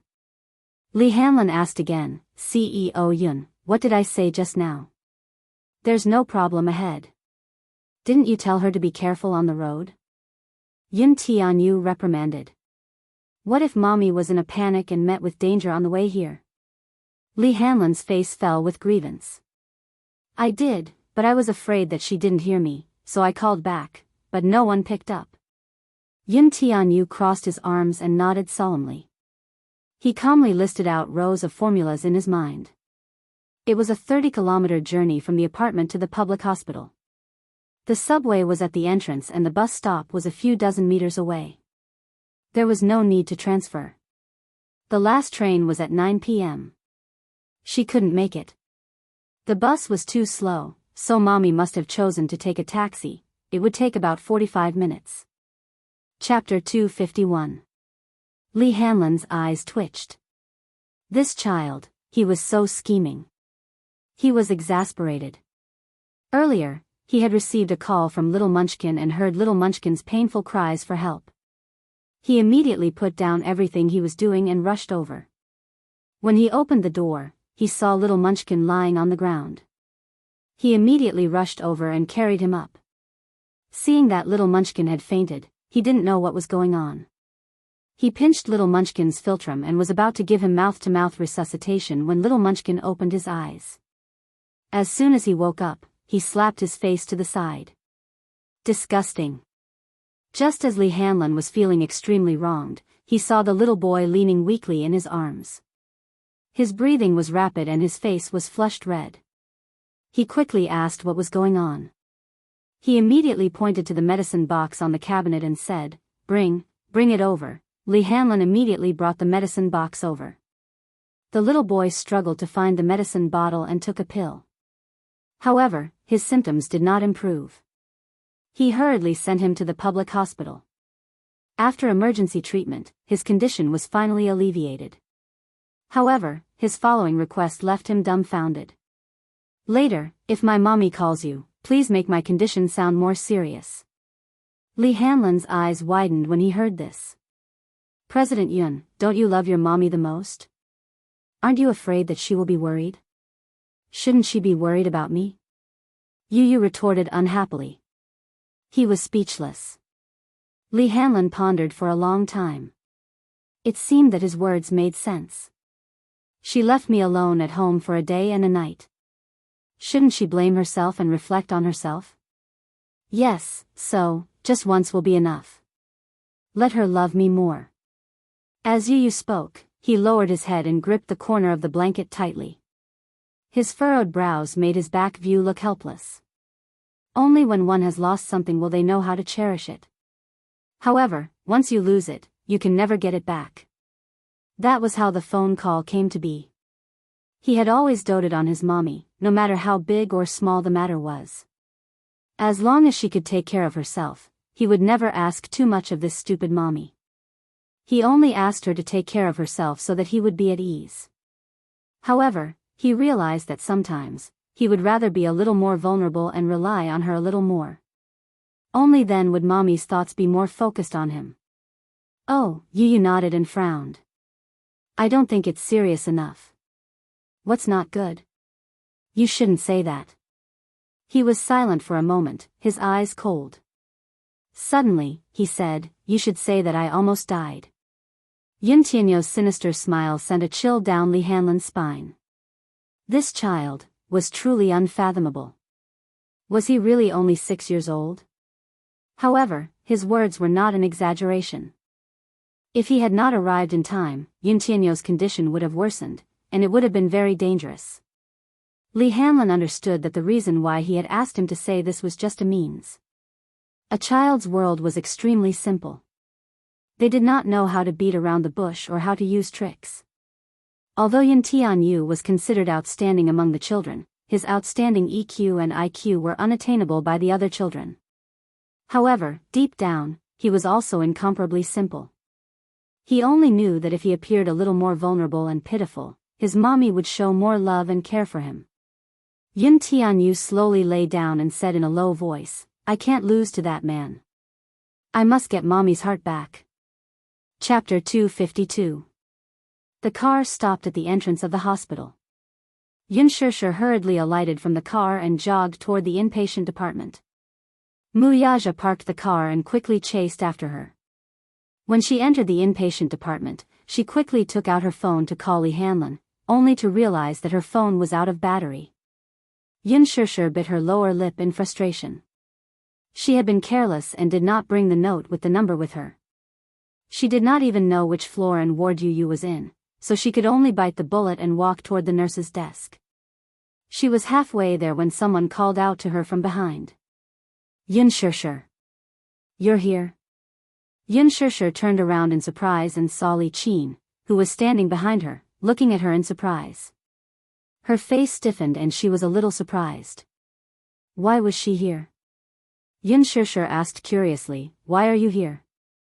The child is in the hospital. I just rushed over.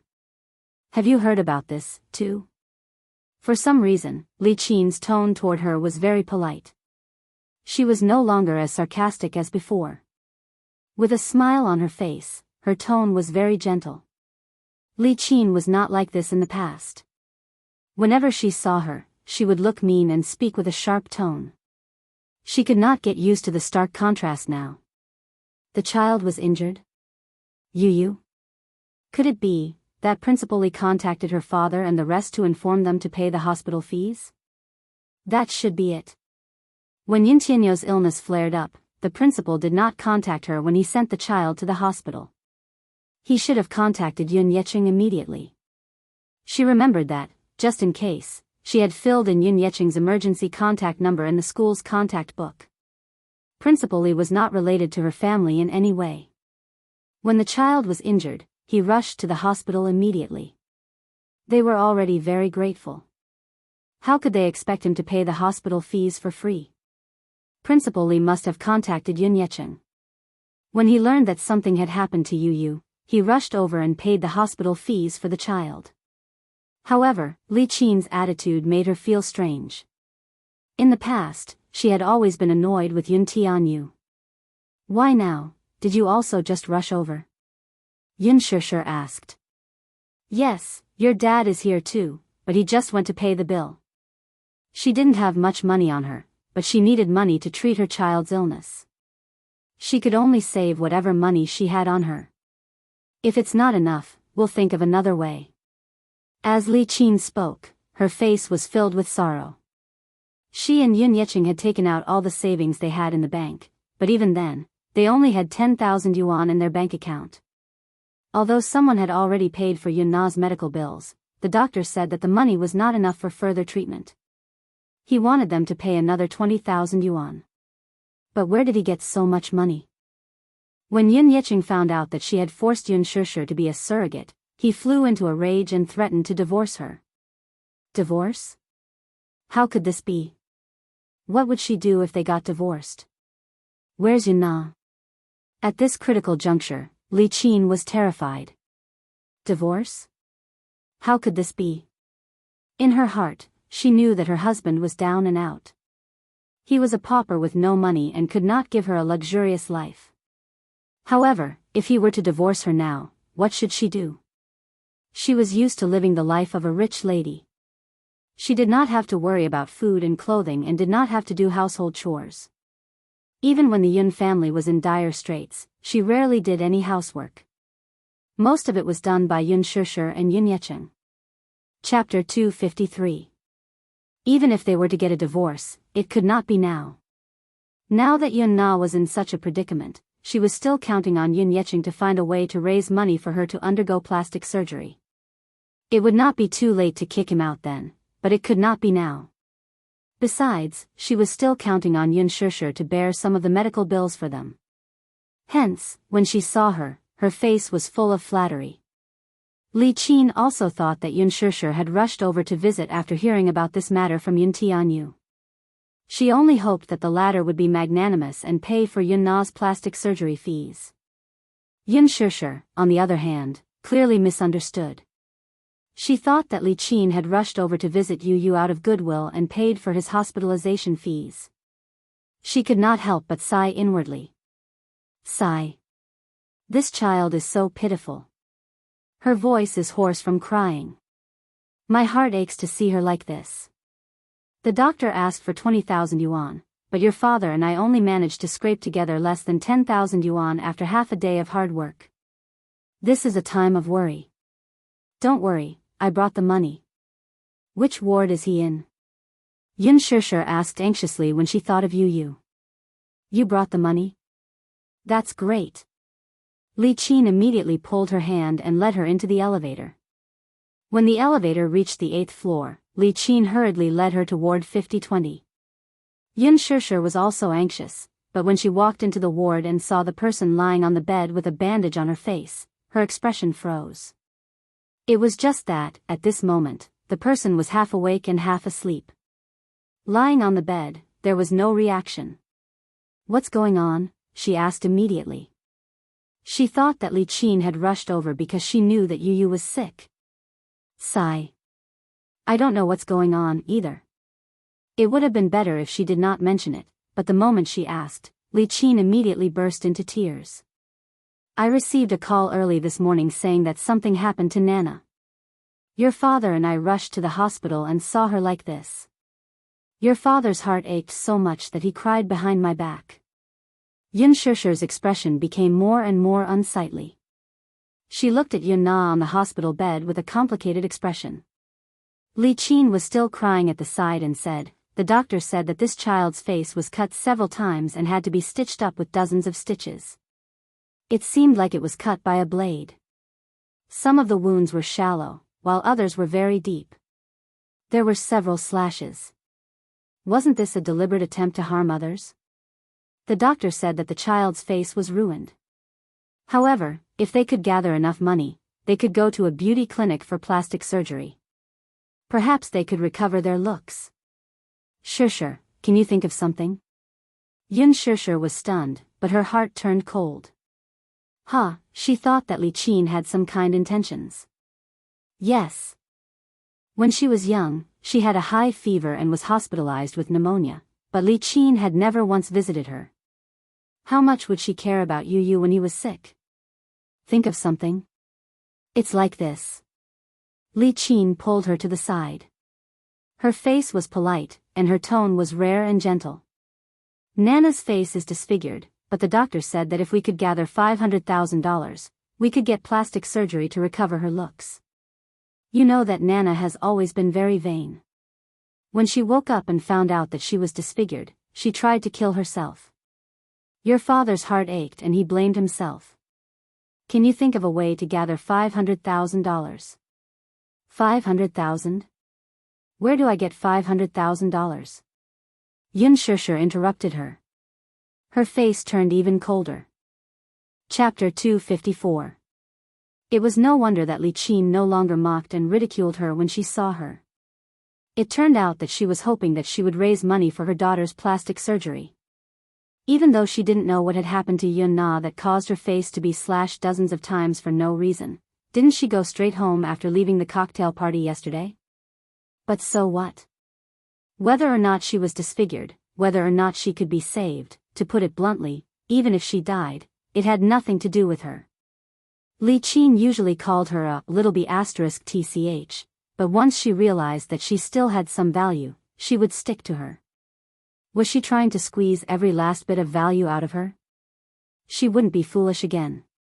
Sure. Li Qin saw that her attitude was cold, and her face turned stiff. She was about to flare up, but when she remembered that all her hopes were pinned on her, she could only swallow her anger and say calmly, "You can't be so heartless. Could it be that you're so heartless as to watch your own sister commit suicide?" What do you mean by that? Yun Shishir smiled mockingly. I didn't cause her to be like this. Are you trying to push the blame to me? That's not what I meant. How can you criticize me like that? Li Qin was also anxious. Moreover, I didn't ask for too much. The doctor said it's 500,000. It's only 500,000. To you, it should be a small amount, right? 500,000? You just said a few words, and I have to give you so much money? Yun Shishir suppressed the anger in her heart. I don't have it. You have it. Li Qin raised her voice. Why don't you have it? A few days ago, I saw you carrying an Armani handbag. That brand easily costs hundreds of thousands, and the more expensive ones are in the millions. You're telling me that you don't have money? Are you really so heartless as to leave her in the lurch? I was. Yun Shishir frowned. When she heard Li Qin mention the gown, she felt gloomy. She wanted to explain, but on second thought, there was no point in saying so much to her. Hence, she rejected her with one sentence. I don't have money. You're so heartless. In any case, you should at least consider your father's kindness in raising you. Now that your sister is in such a miserable state, can't you do some good and think of a way to save her? Li Qin said bitterly. Suddenly, she said, to be able to afford such expensive clothes, you must have a big boss supporting you outside. As soon as he finished speaking, Yun Shishir's face immediately turned pale. She actually said such unpleasant words with such a relaxed expression. There was more than one bed in this ward. The family members of the other patients were also present. They all looked at her curiously. Li Qin's words were straightforward, but her meaning was shallow. She was simply saying that since she could afford to wear Armani, she must have a sugar daddy outside. But with so many people present, she didn't care at all. For a moment, everyone in the ward, including the patients and their family members, stared at her with colored glasses. From time to time, they would point at her, shake their heads, and sigh. When they saw Yun Shishir walk into the ward, they were amazed. This girl was really fresh and beautiful. But they didn't expect that such a beautiful girl was actually a kept mistress. As a result, those gazes that were either filled with amazement or admiration turned into contempt and disdain. Chapter 255. Although she never cared about how others looked at her. What she hated was why Li Qin was always so harsh with her words. I didn't. Li Qin scolded, you didn't? Don't try to hide it from me. The neighbors told me that you left in a Bentley that day. Don't tell me that you bought the car yourself. Yun Shishir was shocked. On the day of the cocktail party, Gu Xingze did drive a Bentley when he came to pick her up. The Bentley drove into the neighborhood. At that time, all the neighbors saw her get in the car, but they didn't know that she got in the car to attend a cocktail party. They only thought that she had a man outside, and with that kind of dirty identity. Often, outsiders only saw your glamorous appearance. Out of jealousy and envy, they would make malicious speculations about you and point fingers at you. Hence, when this matter reached Li Qin's ears, she really thought that Yun Shishir had an impressive sugar daddy and believed it without a doubt. But where did she get this sugar daddy from? Where was she going to get this 500,000 yuan? When Li Qin asked for money, it was just a simple matter of words. Did she have to hand over so much money to her? Otherwise, she would be unfilial. Yun Shishir suddenly felt that she didn't even have the strength to explain. It seemed superfluous, so she just kept quiet. Li Qin saw that she didn't say anything and that she couldn't get anything right. Hence, she turned to the other family members on the hospital beds and muttered pitifully, Hey, why didn't you say anything after I spoke for so long? Seriously. Was it a sin in my past life to have such a heartless daughter like you? Yun Shishir was expressionless. Her face was cold and ugly. The family members couldn't stand it anymore. They stood up and criticized Yun Shishir with righteous indignation. Young lady, this is your fault. We're all family. The more difficult it is, the more you should help each other, right? Moreover, she's your mother. Your mother is begging you, but you're indifferent and cold.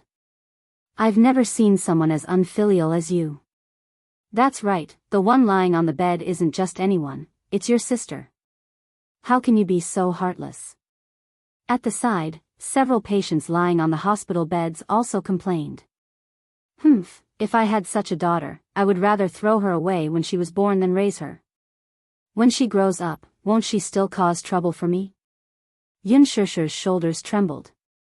Younger sister, yes, she was her younger sister. Ever since she was young, she had always doted on her. If Yin Na liked clothes, even if she had to scrimp and save, she would still buy her a set of clothes with her pocket money. At that time, the iPhone was all the rage. It cost a few thousand yuan. She gritted her teeth and used the money she earned from her part-time job to buy it for her. Did she not treat her sister well? But what did this younger sister do to her? Seeing that someone had stood up for her, Li Qin appeared to be in the right.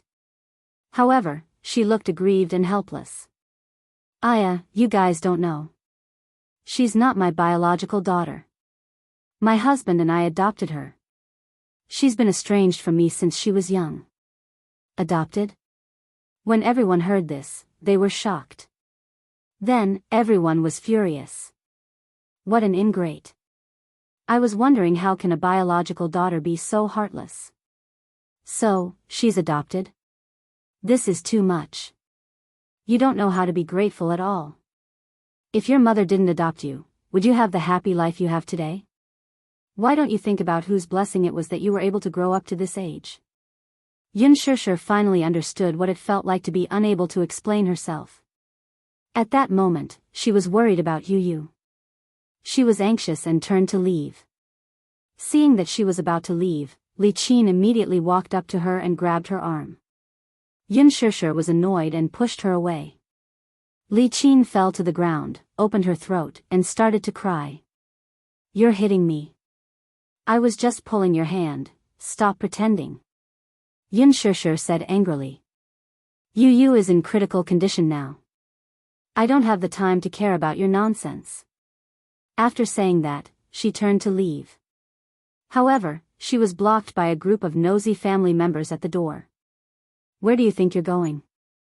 Unfilial daughter, how can there be someone as heartless as you? Are you hitting me? Chapter 256. One of the women's tone was especially harsh, as if she had already taken Li Qin's place. She was so angry that her face turned red. She spoke up for Li Qin. If it were me, I would definitely be angered to death by an unfilial daughter like you. That's right.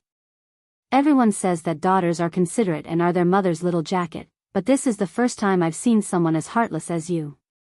Yun Shishir clenched her teeth and held back the tears in her eyes.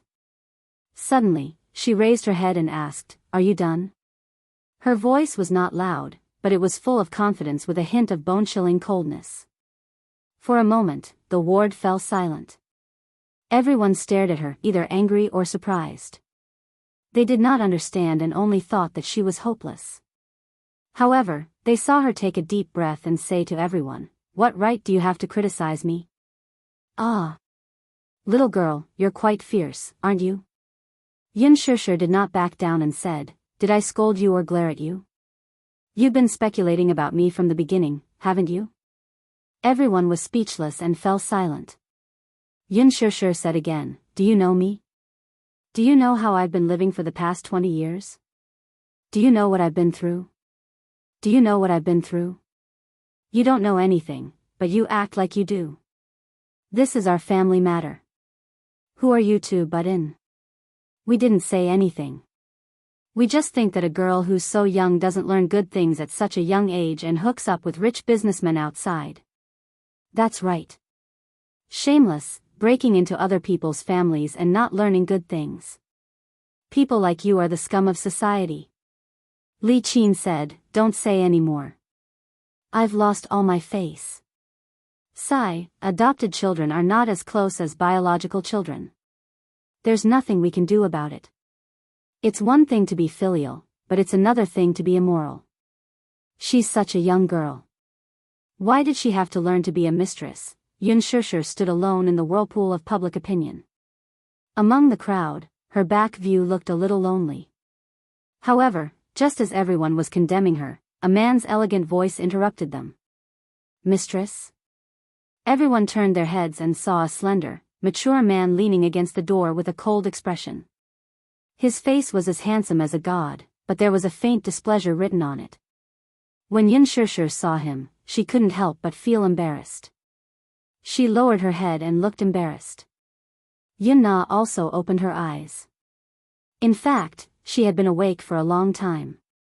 She was just pretending to be asleep. She was in a depressed mood.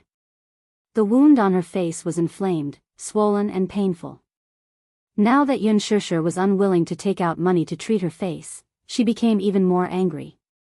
However, she was secretly pleased to hear that everyone was helping Li Qin to criticize Yun Shishir, despite not knowing the facts. A man's cold voice woke her up. When she opened her eyes, she saw Mu Yaja standing at the door. Mu Yaja, the CEO of Mu Group? Why was he here? When Li Qin saw him, she was petrified as if she had been struck by lightning. Yun Na did not recognize him.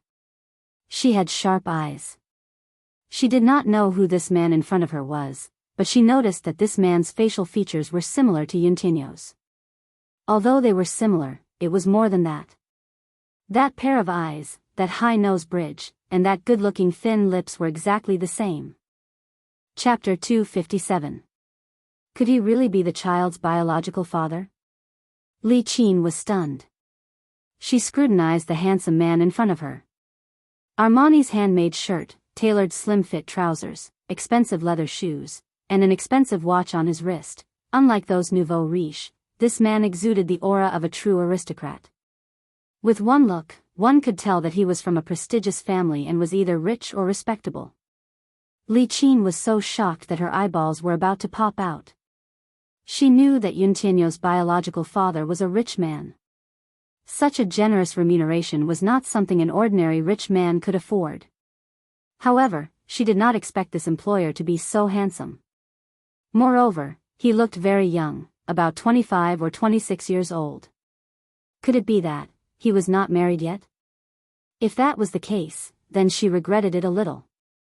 If she had known earlier, then back then, would she not have let Yun Shishir off so easily? Li Qin clenched her fists as a flame of jealousy rose in her heart.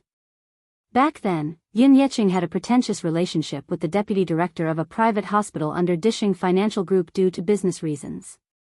Li Qin used this opportunity to learn from the deputy director that the Mu family was secretly looking for a surrogate mother. Although the conditions were harsh, the remuneration was very generous. Hence, she had an idea about Yun Shishir. At that time, Yun Shishir was only 18 years old. She was as beautiful as a lotus in clear water and was very outstanding. Hence, under repeated pressure, she brought Yun Shishir to sign the contract. She even gloated over her employer's misfortune, thinking that he would be an ugly and obese middle-aged man. She was overjoyed at the thought of the B***starred she hated the most being trampled on by a fierce-looking man. However, now that she saw it, it was undoubtedly a ruthless slap to her face. If only she had known earlier, she would have let Yun Na do it. Perhaps, if that child had worked harder, she would have become a phoenix and become the Mu family's young mistress. When that time came, she would not have to suffer and worry like this. Not only Li Qin, but everyone in the ward was stunned. They had never seen such a handsome man. His face, which seemed to have been cast by a knife, was cold. It was as if his entire body was emitting a golden light. His every movement could not hide his noble aura. Mu Yaja slowly walked in and walked behind the woman standing in front of the bed. He reached out and stroked Yun Shishir's hair. "Why didn't you wait for me?" He lowered his head, and there was a trace of tenderness in his eyes, as if the winter snow would melt. As a result, Yun Shishir's originally cold heart warmed up a little. The man's gentleness made her a little uncomfortable. I stopped the car just now, so I'm late." Yun Shishir said faintly, "It's fine. Did you suffer when I was not around?" After a pause, Mu Yaja raised his head and his expression darkened. "When I was at the door just now, I think I heard someone call you a mistress." He looked up and scanned the ward with his cold gaze. His gaze landed on the family members of the patients. His gaze was as sharp as a knife, and his voice was as cold as an icicle. "Who said that?" These 3 words were spoken slowly and carelessly, but between the lines, one could see that they were filled with displeasure. There was a biting cold air around him. It was as if anyone standing beside him would be stabbed by the sharpness of his aura. Chapter 258. Everyone looked at the man in disbelief, then looked at Li Qin. At this moment, they were a little confused. Didn't she say that her daughter had a sugar daddy? Could it be this man? Li Qin was even more shocked. The man's questions silenced everyone. Who would dare to admit it? In front of Mu Yaja's powerful aura, everyone lost their earlier righteous indignation and lowered their heads awkwardly to do their own things. You. How are you related to Shishir? Li Qin finally mustered up her courage to speak. Yun Shishir frowned in disgust. Our family? Why did Li Qin's attitude change so abruptly? Who is she? Mu Yaja glanced at Li Qin and lowered his head to ask.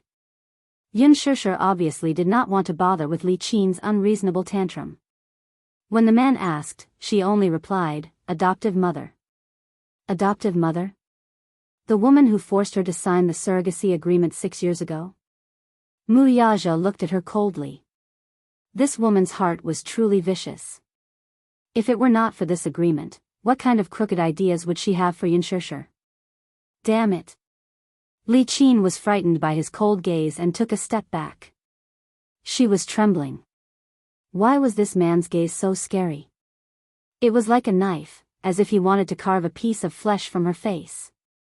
What's the matter? Yun Shishir glanced at Yun Na, who was lying on the hospital bed in a daze, and calmly explained, my sister met with an accident, and now, she needs a large sum of money for plastic surgery. Otherwise, her face will be ruined. She's asking me for money. I don't have it, and I can't pay for it.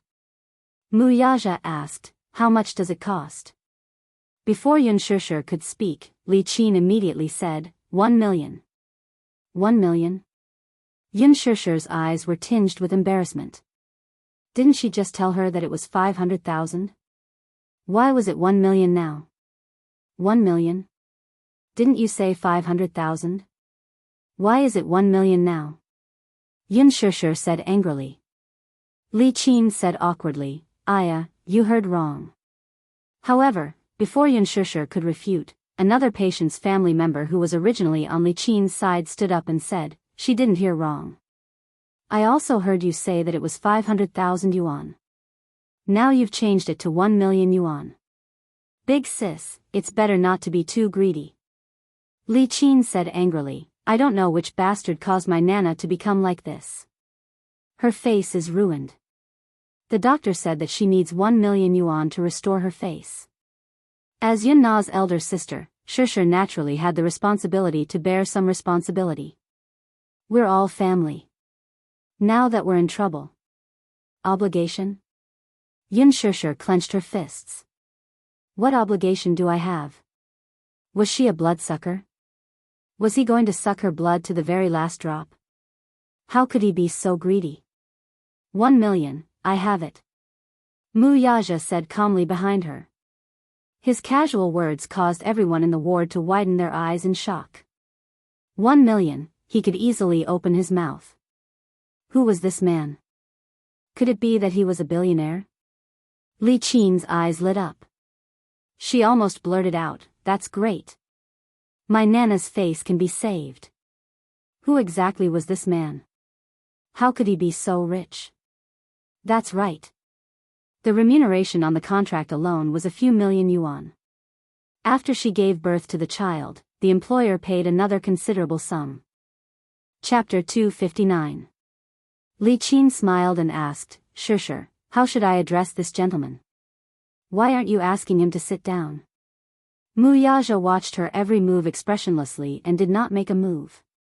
He said that he had the money, but he did not say that he would fork out the money. Li Qin felt a little awkward and could only look at Yun Shishir. Shishir, how should I address this gentleman? Mu. Chairman Mu.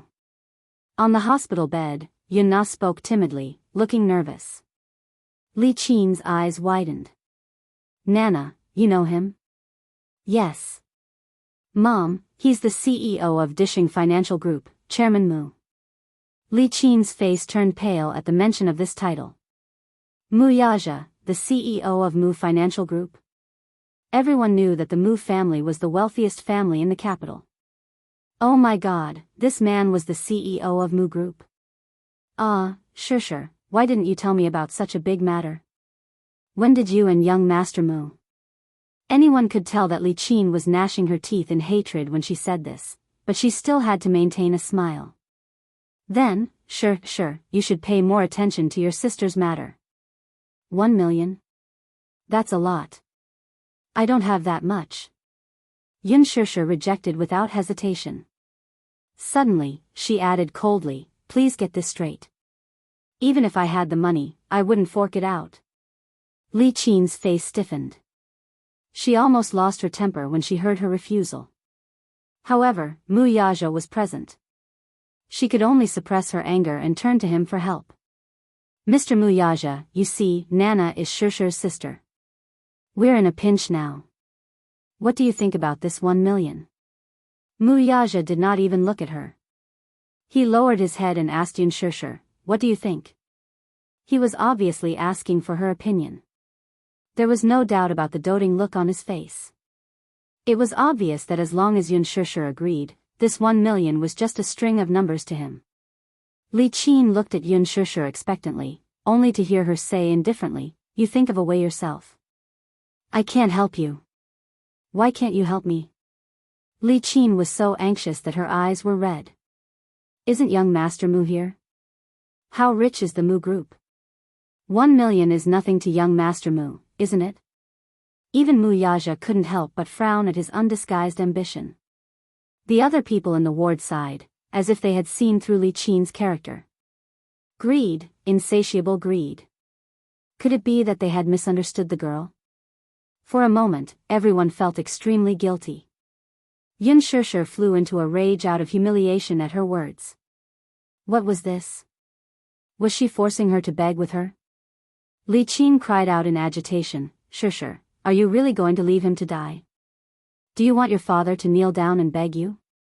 Yun Shusher was infuriated. Li Qin was using Yun Yecheng to threaten her. I'm leaving him to die. Yun Shusher suddenly raised her chin and stared coldly into her eyes. She retorted word by word, she's your child, not mine. You're the one who taught her, not me. Why do I always have to clean up her mess? Yes, I was adopted by you, but am I your slave? Am I supposed to risk my life for you? How long are you going to use me? Isn't it enough? Haven't I been harmed by you enough? Li Qin was stunned. Everyone held their breaths. Chapter 260. Yun Shusher held her aching forehead and said solemnly, if I had such a daughter, I'd feel ashamed. You play the role of a loving mother in front of everyone, but have you ever truly cared about me? Even if I'm your biological daughter, you don't seem to care much about me. Do you know that she's gambling outside? Do you know that she's taking drugs outside? Yes, I'm her elder sister. That's why I'm always the one cleaning up after her mess. Have you ever cared? Have you ever asked? Her enemies came to my door to collect debts, and I lost my job. I even had to pay off her debts with my hard-earned savings. What else do you want? Mom, are you a vampire? Will you only stop when you suck my blood dry? Li Qin's face flushed red at her words. Mu Yaja was slightly startled. He could not help but recall the day when he bumped into her. She seemed to be carrying a box and looked as if she had been kicked out of the company. So that's the reason? I advise you, instead of going around begging for help when something happens, it's better for you to educate your daughter properly before this happens. Today, she's disfigured, but what about tomorrow? Trouble comes from the mouth. Why do I have to bear the consequences for her every time something happens? Why should I? After a pause, she continued, I don't have time to waste with you. Yu is still waiting for me. If you stop me again, I won't go easy on you. With that, Yun Shusher turned around and was about to leave when she bumped into Yun Yecheng, who was standing at the same spot with the bill in his hand. Dad. Yun Shusher was stunned. She did not know how long he had been standing outside the door and how much of her words he had heard.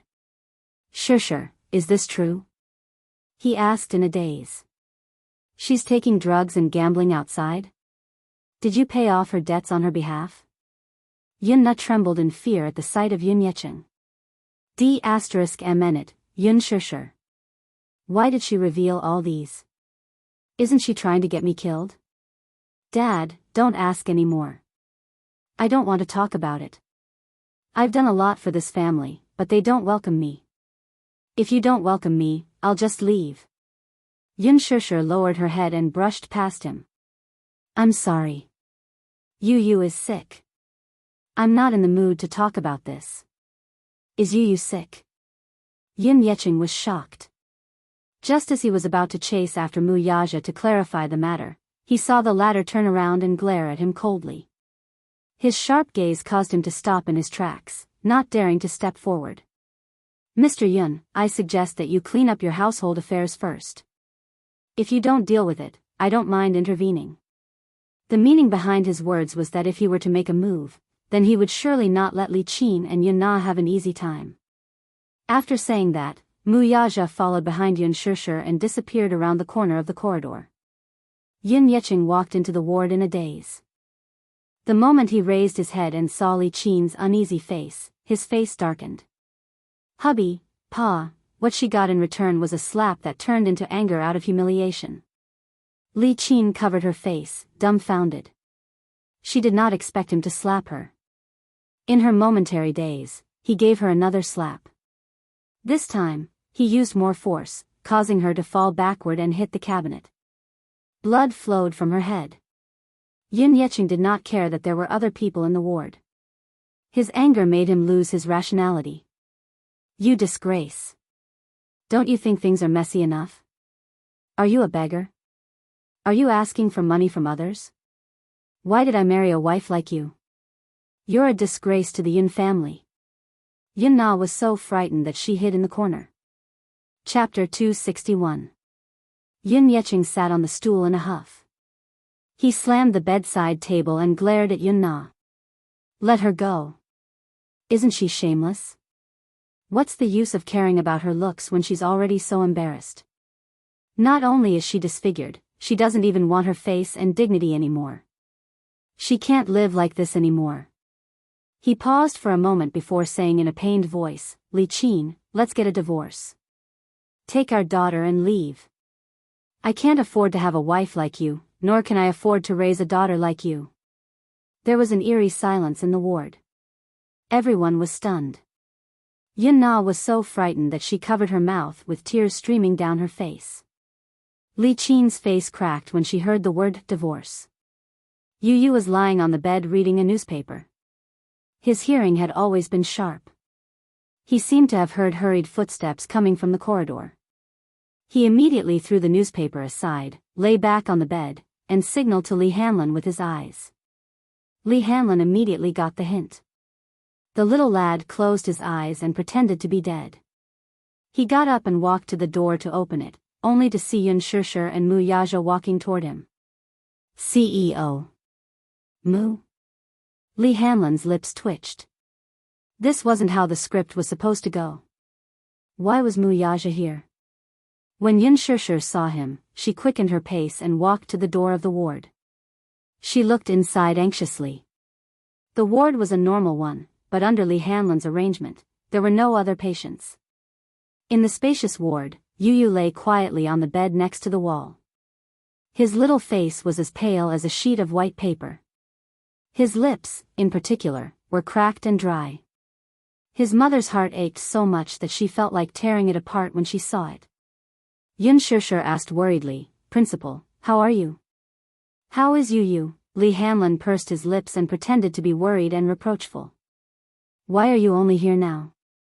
I've never seen such an irresponsible mother like you. Yu's condition doesn't look too good. The doctor said that this isn't the first time he's had an attack like this. Yes, it's not the first time I've had a relapse, but it's the first time I've had a relapse in 2 years. Yun Shusher's heart clenched into a ball, and she couldn't help but tear up. Yu was her Achilles heel. When she thought about how Yu had to go through so much pain at such a young age, she wished she could take her child's place and bear this pain. Li Hanlin nodded, pretending to be serious. Yes. If she didn't take good care of her body, the chances of her relapse would only increase. At that time, her condition would worsen and she would have to undergo surgery. But the child is so young. I'm afraid that his body won't be able to take such a big operation. Thank you. Has he not woken up yet? Lee Hanlon shook his head regretfully. Although his condition has stabilized, the little guy has not woken up yet. However, you don't have to worry. The doctor said that the condition is under control. It's not a big problem for now. Thank you. Yun Shishir thanked him and immediately walked towards the bed. Mu Yaja was about to enter the ward, but Lee Hanlon stopped him at the right time. The latter looked at him with a displeased expression. His cold gaze seemed to be asking why Lee Hanlon stopped him. Lee Hanlon was shocked by his sharp gaze, but he immediately said, "You can't go in." Mu Yaja frowned slightly. He raised his hand and swatted Lee Hanlon's arm away. Then, he slowly walked into the ward. Lee Hanlon, who was standing at the door, was obviously shocked. Chapter 262. Yun Shishir sat on the edge of the bed anxiously. She looked at little Munchkin's pale face and gritted her teeth. Her heart felt like it was being stabbed by a knife. She reached out and caressed Yu's face, but all she felt was coldness. Yun Shishir frowned, her heart throbbing in pain. It was so cold, as if there was no warmth at all. Tears flowed out of her eyes uncontrollably. Her heart ached so much that she couldn't control herself. Yu. She called out his nickname softly, but her voice was as soft as a mosquito, for fear of waking him up. Mu Yaja stood behind Yun Shishir and looked at little Munchkin on the bed. His heart felt strangely suffocated at that moment. What kind of emotions would a man feel when he saw his biological son whom he had lost contact with for a full 6 years? He only felt that something was constantly surging in his heart. This kind of feeling was unfamiliar and warm, and it was difficult to describe with any words. It wasn't the first time he had realized that he was a father. Back then, when this woman gave birth to Xiao Yichen for him, he, who had always been calm, actually made mistakes in the board meeting. After the meeting, he rushed to the Mu family's private hospital and took the infant from the nurse. It was so small, with a small head, a wrinkled face, and a pair of eyes that were tightly squinted. It was difficult for the infant's 2 small hands to hold his index finger. When he held the child in his arms, the crying child stopped crying in an instant. He waved his arms and hugged his hand. Then, he sucked on his finger out of instinct and started sucking on it. Mu Yaja was tickled by the child's interesting reaction, and his eyes were filled with joy. At that moment, he thought that he was dreaming. He was a father. He didn't have a happy marriage, he didn't have a beloved wife. He didn't even have the experience of waiting outside the delivery room anxiously like other men. It was as if a Shao Bao had fallen from the sky. He had become a father, and he had a son. At that time, he swore to give this child a warm family. Even if this family didn't have a mother, he would be a good father.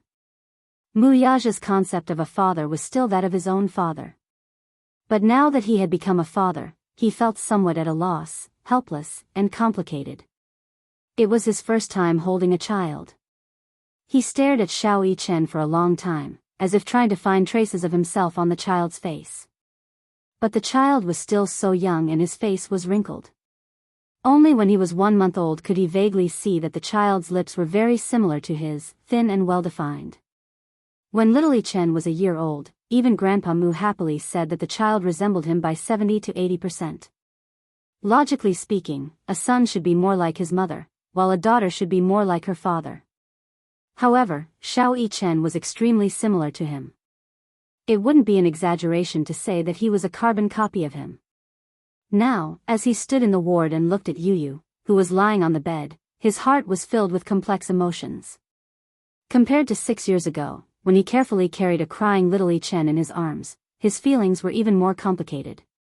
When the pregnancy report came out that Yun Shishir was pregnant with identical twins, Grandpa Mu was very happy.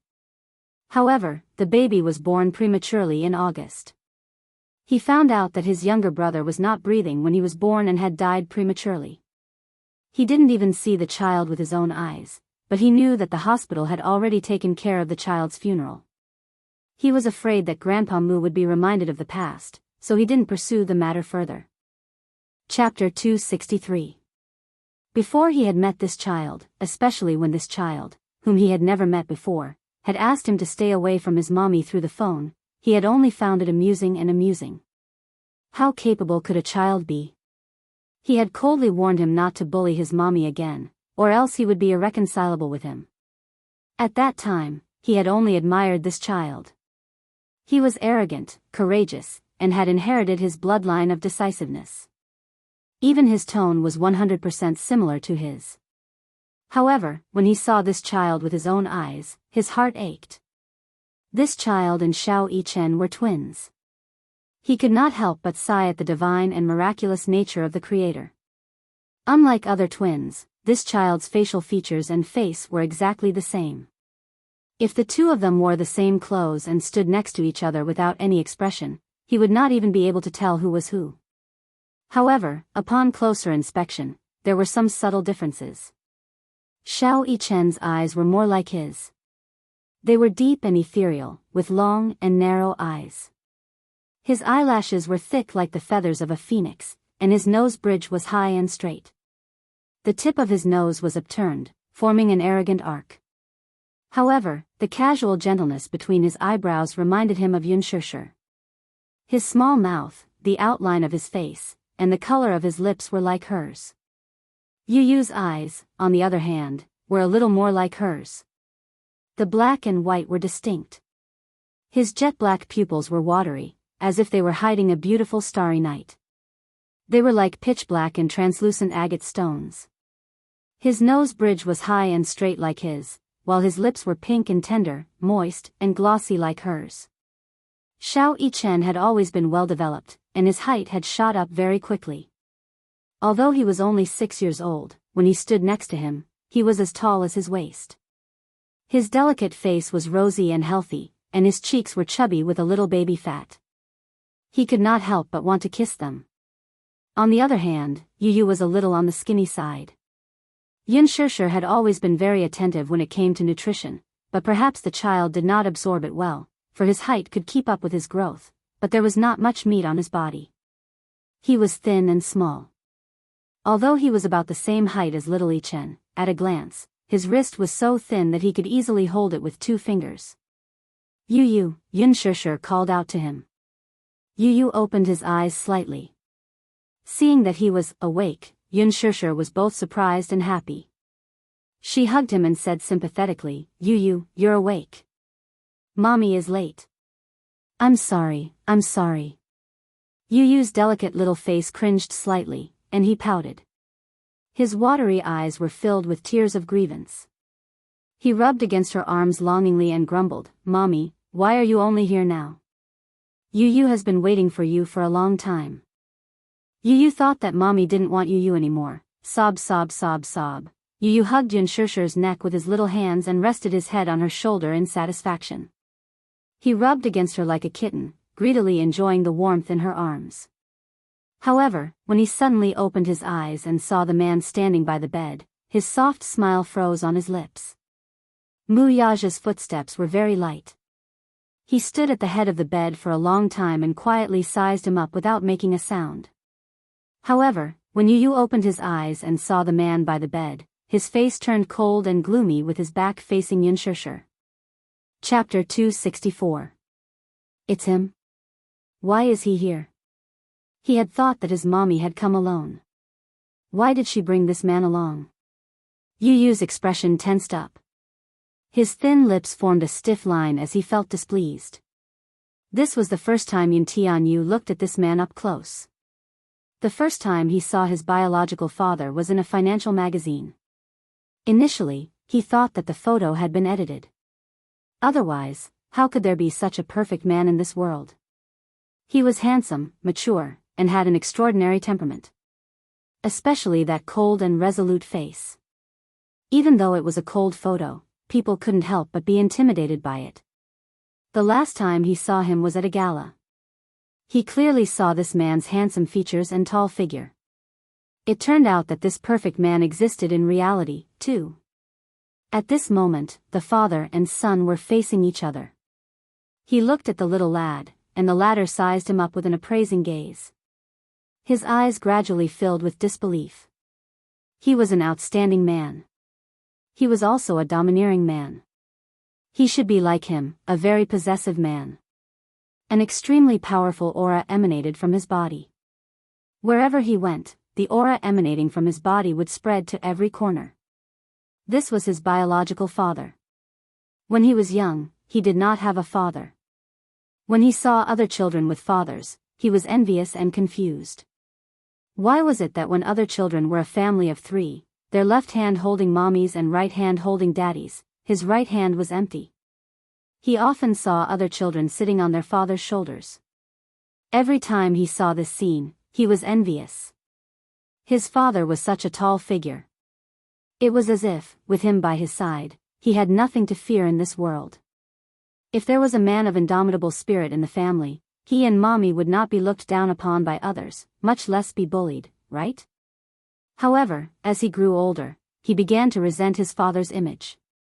Why did daddy not want him and mommy anymore? He had asked his mommy a few times, but she had always evaded the question and had never given him a proper answer. Gradually, he became indifferent to the concept of a father. If there was no man, he would become a man. He would protect his mommy at all costs and by hook or by crook. Perhaps, in Lee Hanlon's eyes, Yun Tianyo's maturity was not something an ordinary child could compare to. What he did not know was that Yu Yu was only arming himself with his weak side and carefully hiding it. In front of Yun Shishir, he was a sensible, well-behaved, and extremely obedient boy. In front of Lee Hanlon, he was black-bellied, steady, and extraordinarily charismatic. He did not need a father. He did not want to share his mommy's love with anyone else. At this thought, Yu Yu's little hands hugged his mommy's shoulders. This man was really taking over his mommy's life step by step. He couldn't just sit back and watch. "Mommy, why haven't you come home for 2 days? There's only Yu Yu at home. Yu Yu is so scared." Yun Tianyu rested his small face on his mother's shoulder. His small lips opened and closed as he cried out in a trembling voice. His childish voice was hoarse and choked with sobs, making anyone who heard it feel heartache. Chapter 265. Yun Shishir was hugging Yun Tianyu, so she could not see the expression on his face. However, when she heard the little lad's tearful complaints, her heart broke. Sorry.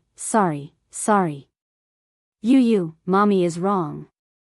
Mommy won't leave Yu Yu alone at home anymore. It's mommy's fault this time. Yu Yu, you can punish mommy however you want. Mu Yaja stood by the bed with furrowed brows. This little lad was young, but he was quite scheming. He even knew how to make use of his mommy's guilt toward him. Although he spoke coquettishly, he glared at him coldly. He could not help but marvel at his superb acting skills. Yun Tianyu raised a brow and threw a cold glance at Mu Yaja. He then softly said to Yun Shishir, "Stupid mommy, how can you bear to punish mommy? Mommy must have had something on last night, so she couldn't come back. Yu Yu doesn't blame mommy, but don't leave Yu Yu alone next time. Yu Yu is really scared." With that, his lips curled up slightly as if he was showing off to the man. He then coquettishly said, "Mommy, if I must punish you, then I'll punish you by making you accompany Yu Yu to bed every night and telling Yu Yu stories. Okay. Pinky promise, you can't go back on your words." Yu Yu stretched out his pinky and hooked it. Yun Shishir gently wiped away the heartache in her eyes and hooked her pinky with his. Pinky promise. Yu Yu's eyes curved gently. He rested his forehead on Yun Shishir's and rubbed it coquettishly. He pouted and said, "Mommy, Yu Yu forgives you. Yu Yu, good boy." Yun Tianyu suddenly looked at Mu Yaja and pretended to be surprised. Mommy, who is this uncle?" Yun Shishir's expression turned awkward. He didn't know that Yu Yu already knew his identity. Now that little munchkin mentioned it, he didn't know what to do. How should he introduce them? Could it be that Yu Yu, this is your daddy? Yu Yu would be terrified. For 6 years, he had never mentioned anything about his biological father in front of the child. Now that he was suddenly told that he had a father, it was naturally difficult for him to accept. When she thought of this, her expression became extremely ugly. She subconsciously looked behind her and glanced at the man beside the bed. The latter was looking at her as if he was also waiting for her to explain. She sucked in a deep breath of cold air and could not help pursing her lips in distress. She really didn't know how to introduce him. Usually, her life was split between work and home, so she didn't have many friends. She had met a few of her friends, colleagues, and Yu. Although the child was young, he was very meticulous. While she was hesitating, Lee Hanlon suddenly coughed lightly and secretly signaled Yu with his eyes. Mu Yaja turned to look at him. He immediately retracted his gaze and looked down. At the side, Yun Shishir suddenly reacted and explained with a smile, Yu, this is Mommy's university professor. His surname is Mu, and he took good care of Mommy when we were in school. She rarely lied, so she felt a little guilty. After Yun Shishir introduced him, she secretly looked at the man's expression. Mu Yaja still had a gentle smile on his face. He didn't deny it, nor did he reveal any other emotions. However, when he looked at her from the corner of his eyes, there was a hidden meaning in them that she couldn't fathom. Lee Hanlon snickered at the side. Chapter 266. Yun Tianyo's expression did not reveal any surprise, but his eyebrows twitched subtly. Lee Hanlon snickered at the side. This mother-son pair was really something. The son lied to his mother that his personal assistant was the kindergarten principal, while the mother lied to her son that the child's biological father was a university professor. The father-son pair was really something. They knew each other's identity, and the only one who was kept in the dark was Yun Shishir. Yun Shishir would never have guessed that the little rascal would be unaware of Mu Yaja's identity. Did she really think that Yun Tianyu was a 6-year-old child? Lee Hanlon's lips twitched at the thought of this. Ahem. All right.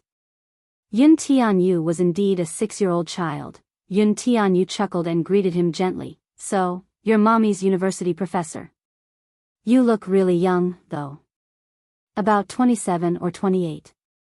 There was a gentle smile on her face, but her eyes were fixed on the man, and there was a faint taste of gnashing teeth. Mu Yaja chuckled.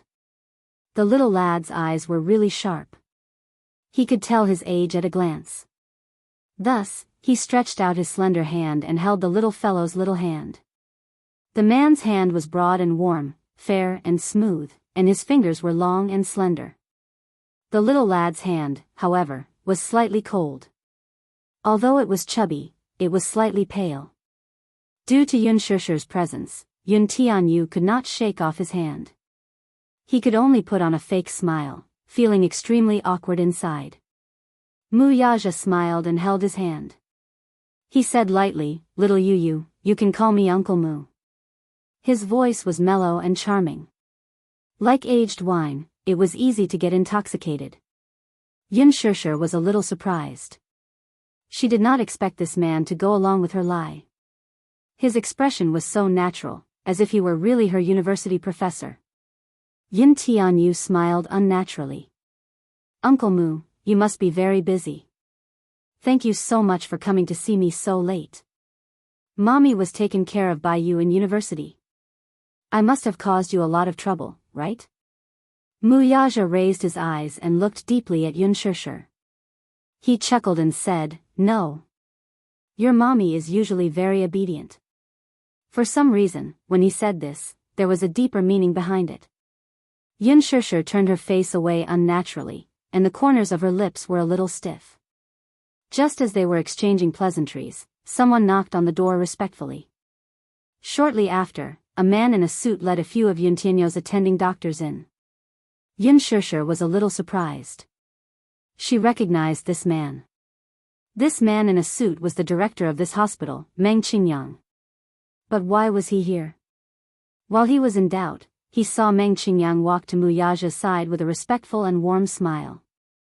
He had just received news that the young master of the Mu family, the young CEO of the Mu group, had appeared in his hospital. He had rushed over immediately.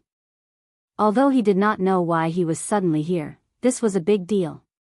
One must know that even if the sky were to collapse, this distinguished person must not be neglected. Of course, he must be treated well. One must know that in the future, he still had to rely on this big shot. Chapter 267.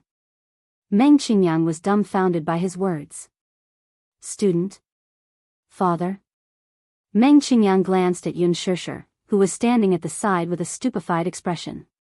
He pondered for a moment, and although he did not quite understand what was going on, he knew how to judge the situation. Thus, he cooperated and said, "Hello, Mr. Mu." As he spoke, he sized up the beautiful woman standing at the side. For a moment, he could not figure out her identity. She looked quite obedient. Judging from her attire, she did not look like a student, but her appearance was still young and her face was unbelievably beautiful. As he thought of this, he hummed politely in agreement with his remark. Is this Mr. Mu's student? One look and I can tell that she's a talented woman. Yun Shishir exchanged pleasantries with an embarrassed look on her face. The corner of Li Hanlan's mouth twitched. Everyone in the room, be it old or young, male or female, was acting. Were they all good at acting? Mu Yaja surveyed the ward. Narrowing his eyes, he slowly said, "This ward seems a little shabby.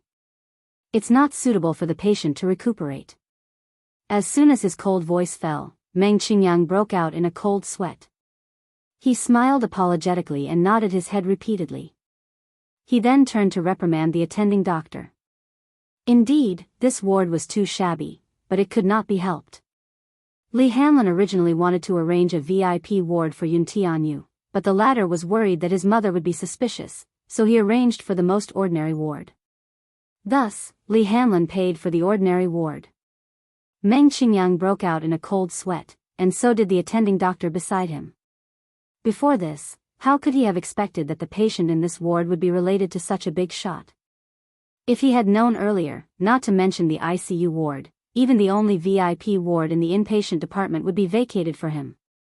Yes, I'll change this child's ward to the VIP ward right away. Yun Shishir stared at them with her mouth agape. In her memory, this attending doctor was quite unreasonable and treated people coldly. In short, she did not have a good impression of him.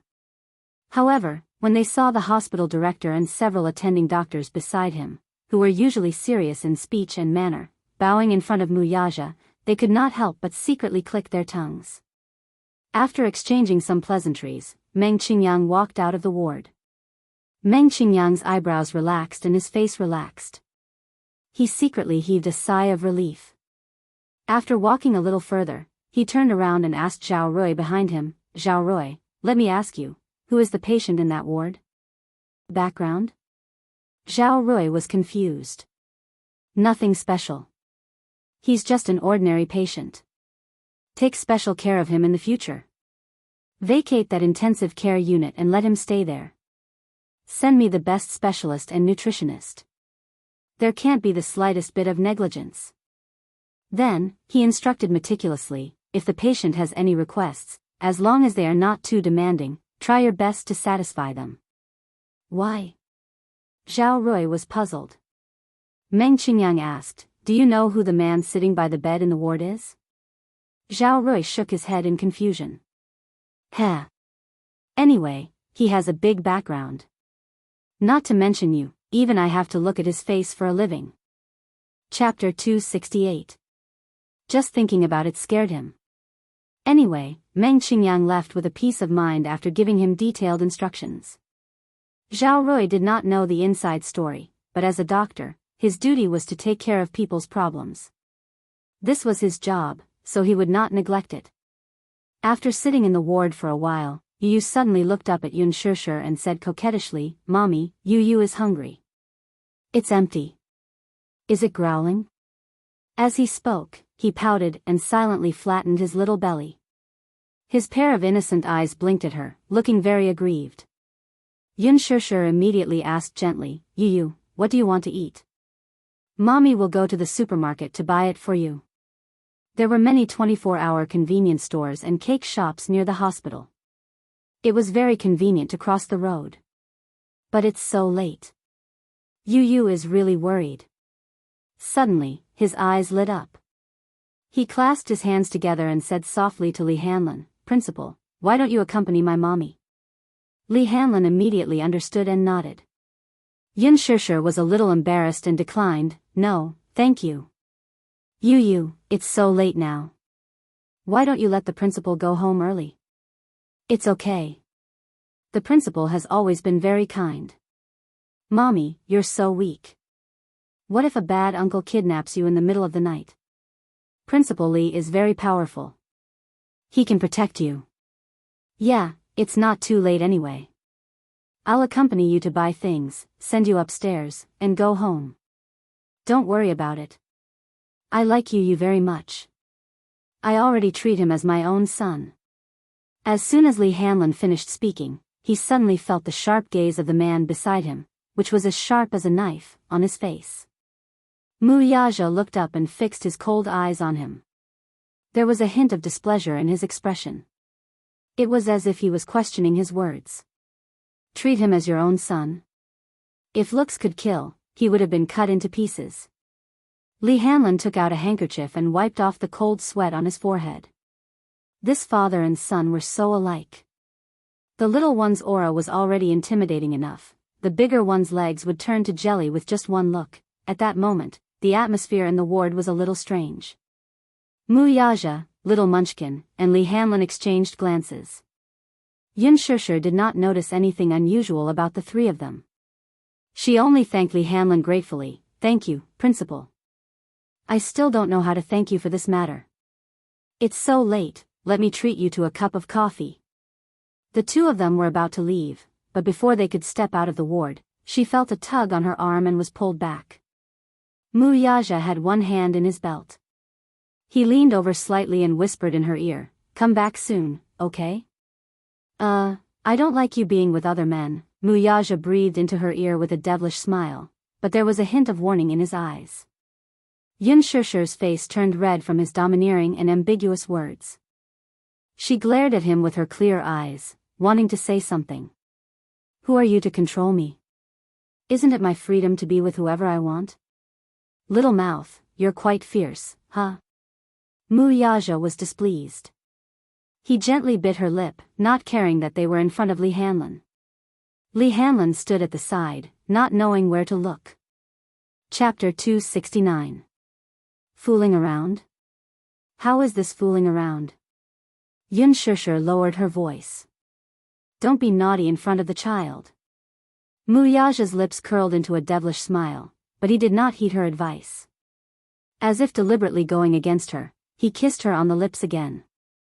Li Hanlin was caught off guard by the public display of affection. He didn't even have a chance to dodge. His mouth was stuffed with a bulging bag of dog food. He only felt that he was so redundant standing there and couldn't wait to escape. Yun Tianyu, who was sitting on the bed, was stunned by the man's abrupt action. From his angle, he couldn't see what the man was doing. He could only see that he was lowering his body, and his well-proportioned body almost blocked his line of sight. He could only vaguely see that his mommy's face was flushed with an ambiguous blush. At that moment, something seemed to explode in his head. He angrily grabbed the pillow and punched it. Still, he could not help but ask with a fake smile, Mommy? What are you and Uncle Mu doing? Yun Shishir awkwardly pushed Mu Yaja away at once. The man's face did not show any signs of unnaturalness. He raised a finger and slowly said, Shoo. I'm whispering to your mommy. The devilish smile on his face was obviously a blatant provocation to him. Yun Tianyo's lips curled into a smile, but the expression in his eyes had long been distorted beyond recognition. The corner of the blanket in his hand was also crumpled into a ball from his ravaging. Yun Shishir, who was standing at the side, felt even more awkward. Whispering. This man is really... Yun Shishir suppressed her anger and smilingly said to her son, Mommy will go buy bread for you now. You must be good and not run around in bed. With that, she warned Mu Yaja, Professor Mu, please take care of my Yu. I'll be back soon. With that, Yun Shishir and Li Hanlin left the room. Just as the door to the ward closed, the father and son faced each other in the room. Yun Tianyo's smiling face turned cold all of a sudden. The gentle and doting smile on the little lad's face when he looked at Yun Shishir earlier had long since disappeared. Mu Yaja looked at his serious expression. For a moment, he seemed to see his younger self in him. She was always cold and emotionless. She was always in a defensive posture, completely sealing herself in her own world. She had never opened her heart to anyone. Yun Tianyu looked at him coldly. His eyes were filled with vigilance, scrutiny, and indifference. Mu Yaja couldn't help but smile. He couldn't help but walk forward and sit beside the bed. Facing him sideways, he slowly reached out his hand and gently stroked his cold cheek. Yun Tianyu's face froze as his body stiffened. Almost subconsciously, he raised his hand and slapped the man's hand away. "Don't touch me." His words were cold and emotionless. There was only indifference. Thinking of his provocative behavior in front of him, he was filled with displeasure.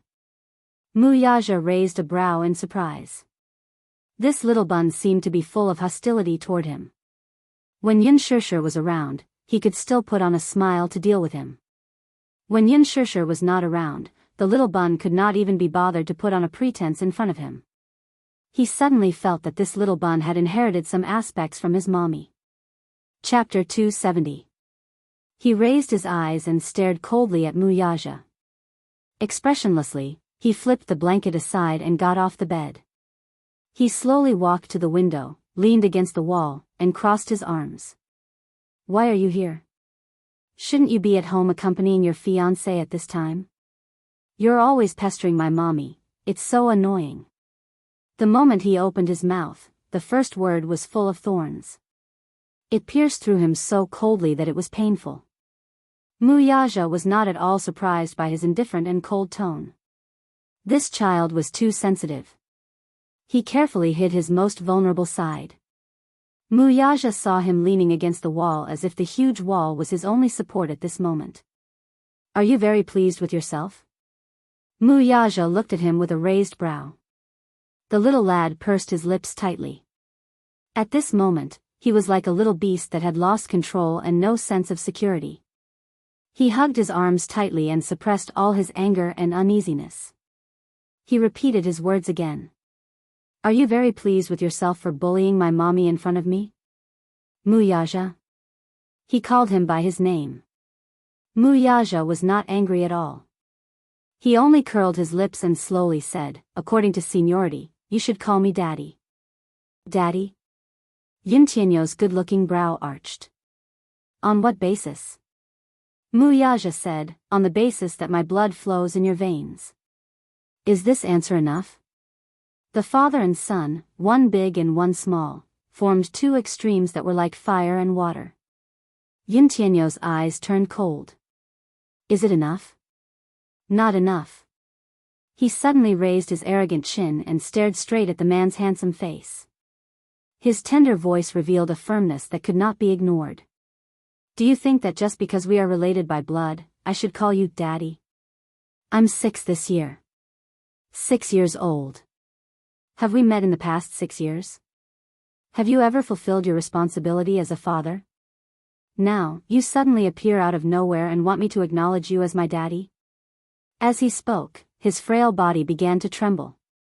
Yun Tianyu's brows furrowed tightly. He lowered his head and gripped his wrist tightly as if he could suppress the anger in his heart. He lowered his eyes and said in a low voice, "Mu Yaja, I think you're mistaken about something. It's not because we are related by blood that I should recognize you as my father." Mu Yaja was stunned. Yun Tianyu looked up at him and sneered. "Did you carry me when I was born? When I'm afraid of the dark at night, have you ever sung a nursery rhyme beside my bed to coax me to sleep? When I was bullied by other children, did you comfort me by my side? When I was in kindergarten, all the children were taken home by their fathers. Where were you? Where were you when mommy was being bullied? Now, 6 years have passed. You appear out of nowhere and want me to call you Daddy. Mu Yaja, do you think you're qualified?" His tone was not agitated, and his voice was calm and steady as usual. However, his childish voice was faintly trembling. Even though he was calmly narrating something that had happened to someone else, his words were laced with blood and tears that had long since dried up. Yun Tianyu coldly said, "You'll never know how Mommy and I have spent the past 6 years." Chapter 271. That's right. I didn't know that I had a father like you. Yun Tianyu continued solemnly, "When I first saw you in the magazine, I honestly felt agitated, wronged, and regretful." After a pause, the little lad raised his head and his lips curled into a mournful smile. "What I'm excited about is that I actually have a biological daddy. Moreover, the man who gave birth to me is so outstanding and outstanding. I was aggrieved because where were you for the past 6 years? Regretfully, no matter how outstanding you are, I can't entrust Mommy to you." Mu Yaja's brows knitted tightly together. The little lad's accusation made his heart clench and almost suffocate him. It was not that he did not feel heartache. His heart ached so much that it felt as if a heavy rock was pressing down on it, making it hard for him to breathe. Initially, he was a little surprised by his son's intelligence, but more than that, he was astonished. He and Xiao Yichen were twins, but unlike Xiao Yichen, this child was more mature and steady. This level of maturity was not something that someone his age should have. 6 years old was the most innocent age in a child's life. Children at this age were more likely to enjoy the innocence and beauty of childhood. He, however, bore a burden that children his age should not bear. This maturity was only natural, though. Little Yichen had been doted on ever since he was born. With him as the center, Mu Xing's love, as well as his doting, had never stopped revolving. Even Mu Wanru, who was not close to him, had always indulged him in all matters, big or small. Although she was not his biological mother, Mu Wanru still fulfilled her duty as a mother. Yun Tianyu was different, though. He did not breathe the moment he was born. There were only weak signs of life, and he almost lost his life. Relying on his innate survival instinct, he let out a weak cry and came into this world. However, he did not have Xiao Yichen's health and liveliness from birth. Before he was 2 years old, he had experienced physical torture and pain. Gradually, he realized that his body was not as healthy as other children. He also realized that he was different from other children. When he returned home, he was already used to Li Qin and Yun Na's sarcasm, ostracism, and unbearable humiliation. His childhood without a father was accompanied by bullying and humiliation, but he was never willing to mention it to Yun Shishir. Because of this, his mature personality was formed. Yun Tianyu clenched his fists tightly. Suddenly, he relaxed them and his voice returned to its usual coldness. "Since I was born, I only have a mommy and no daddy. I didn't have one before, and I won't have one in the future." Mu Yaja asked. Biting his lower lip hard, he coldly spat out, "That's because I don't need it." His voice fell, but there was a long silence. Until he spoke again. "I like you very much." Yun Tianyu, his body stiffened, his shoulders trembled. He asked gently, "Don't you like me?" She carefully probed him, trying to find out his true intentions. Yun suddenly, "Yun st I like you a lot." These 5 words seemed to have some irresistible magic. In an instant, his uneasy heart calmed down, and his face flushed with shyness. Chapter 272.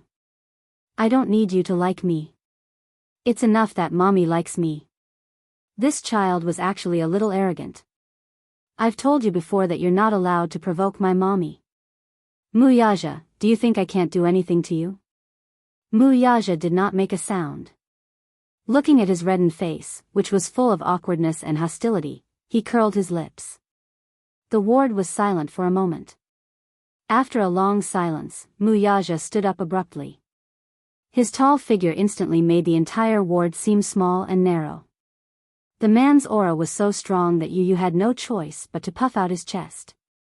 Alas, it was to no avail that his aura was completely suppressed in front of the man. The father and son stood facing each other. The height difference was so big that Yu could only raise his head to look at him. His neck was a little sore. He was so tall. Just like what he had imagined, his father was really tall and upright. His stalwart body seemed to be able to withstand all kinds of wind and waves. It was indestructible. When he first met him at the gala, he could not help feeling envious of his outstanding height. How nice would it be if he could grow up to be as tall as him? However, now that this man was standing before him, he realized that he was more handsome than he had imagined. It was not that he did not feel envious. Yun Tianyu muttered inwardly, he is so tall, can't he squat down? He raised his head to look at him. His height alone was enough to suppress him. As if telepathy between father and son, Muyaja seemed to have guessed his thoughts. He walked forward and half-squatted in front of him. Yun Tianyu was startled. This man was friendlier than he had imagined. Yun Tianyu. Muyaja calmly gazed at his face. His large palm gently caressed his cheek. This time, for the first time, Yun Tianyu did not resist his touch. Or perhaps, when he gently called his name, the man's deep and mellow voice was tinged with tenderness. It was exceptionally pleasant to the ears. He sized up the man. The man was also sizing up the stubborn little munchkin in front of him. However, the boy did not notice that the man's fingertips were trembling slightly as they caressed his cheek. Little Munchkin's handsome and adorable face, his skin was soft and supple, and his pair of dark and watery eyes seemed to be hiding the beautiful moonlight. 6 years ago, he had thought that the child had unfortunately died. However, when the child stood in front of him in perfect condition, the man who had always been calm and steady lost control. Do you know who I am? I know. Yun Tianyu, too, calmly looked into Muyaja's eyes and slowly said, Dishing Financial Group's CEO, Muyaja. You're so smart. Muyaja gently pinched his son's cheeks, his eyes full of undisguised affection. Humph. That's nonsense. Yun Tianyu retorted bluntly. Muyaja said, You're a little different from what I imagined. Oh. What's the difference? Yu was a little curious. The man frowned slightly and casually said, You're a little devil and a mommy's boy. Yun Tianyu raised a brow unhappily. I'm a mommy's boy. What's wrong with that? Is there anything wrong with being a mommy's boy? If a son doesn't dote on his mommy, who will? Can you count on other men? He seemed to be hinting at something by other men. Chapter 273. Yun Tianyu coldly retorted, How can you be in pain? Don't you have a fiancé? Muyaja, let me tell you, mommy is a treasure in my heart. If you want to dote on my mommy, it must be legitimate. Or do you treat marriage as child's play?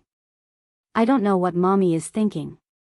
However, I won't allow a relationship without a proper status. The little guy was still young, yet he knew that he needed a proper status. Do you think that mommy is a woman you can toy with as you wish? Yun Tianyu arrogantly crossed his arms, his eyes cold. As long as I, Yun Tianyu, am around, no one can bully my mommy. You can try if you dare. There was no doubt in his threatening tone that he would not show mercy to those who bullied his mommy. The father-son pair's conversation was more like a negotiation, and it had already reached a boiling point. Muyaja lightly said, You said that you will protect your mommy. I don't doubt your ability. However, have you ever thought that when you grow up and get married and have children, your mommy will be all alone again? Can you bear to do that? Yun Tianyu firmly said, I won't get married and have children. I will accompany my mommy until she grows old. I will stay by her side and never leave her. The little lad's eyes were exceptionally resolute when he said those words. Don't you wish to have a complete family? Muyaja pinched his little hand and gently placed it in his palm. His lips curled into a smile. A daddy, mommy, and an elder brother? Yun Tianyu coldly withdrew his hand from the man's palm and slowly said, A complete family isn't enough. If we don't love each other enough, being together will only be painful. Muyaja was stunned. He did not expect this child to know so much. If my mommy falls in love with a man one day, perhaps I will respect her choice. However, the prerequisite is that this man must love my mommy enough. Although I can't interfere in matters of the heart, it doesn't mean that I can sit back and do nothing. I won't let anyone hurt her. Yu suddenly looked at him and took a step closer to him. She poked his chest with her little finger and asked coldly, if that's the case, then let me ask you, do you like my mommy? Her soft fingertips poked at his chest, but she didn't use much strength. Muyaja suddenly fell silent. In fact, even he himself did not know what kind of feelings he had for Yunshishir. Like? What is like? In the world of love, he was like a blank piece of paper without any color. He didn't understand feelings, and he didn't know what love was. For as long as he could remember, he was like a marionette. It was only when Xiao Yichen was born and he looked at the baby's tender face in his swaddling clothes that he vaguely understood his father's feelings for his son. Emotionally, he was clumsy. He doted on and spoiled Xiao Yichen in every possible way. He wanted to give him the best in the world. Now, his heart ached for Yu Yu and he loved her to the core. The more he looked at the boy, the harder it was for him to control that distinct and unfamiliar feeling in his heart. Perhaps, this was a father's love. This feeling of blood being thicker than water seemed to have seeped into his bones along with his blood. It was very clear. At the same time, he wanted to give him a warm family.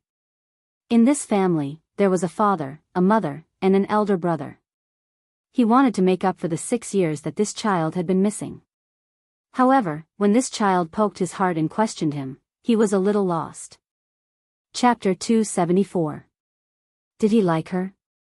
What did it mean to like her? If he had a strong possessiveness toward her, and this was considered as liking her, then he could answer that he liked her. However, he understood that possessiveness and desire did not mean that he liked her. Thus, he was momentarily at a loss regarding this question. Seeing his hesitation, Yu Yu was displeased that he was still hesitating over this question. You're hesitating for so long. I can tell that you don't like my mommy at all. Yu Yu paused for a moment, his eyes revealing a hint of coldness. Since you don't like her, then, why are you still provoking my mommy? You have an older brother, Muyaja suddenly said. Yu Yu was stunned for a long time before replying, I know. Why did he suddenly mention that child? Yu Yu looked at him in confusion and did not speak again. At the mention of Xiao Yichen, a doting smile appeared on Muyaja's face. His name is Mu Yichen. He's as tall as you. When he stands next to you, even I can't tell who is you and who is him. Yes. Yu Yu's eyes suddenly became a little dazed. He knew that he had an older brother.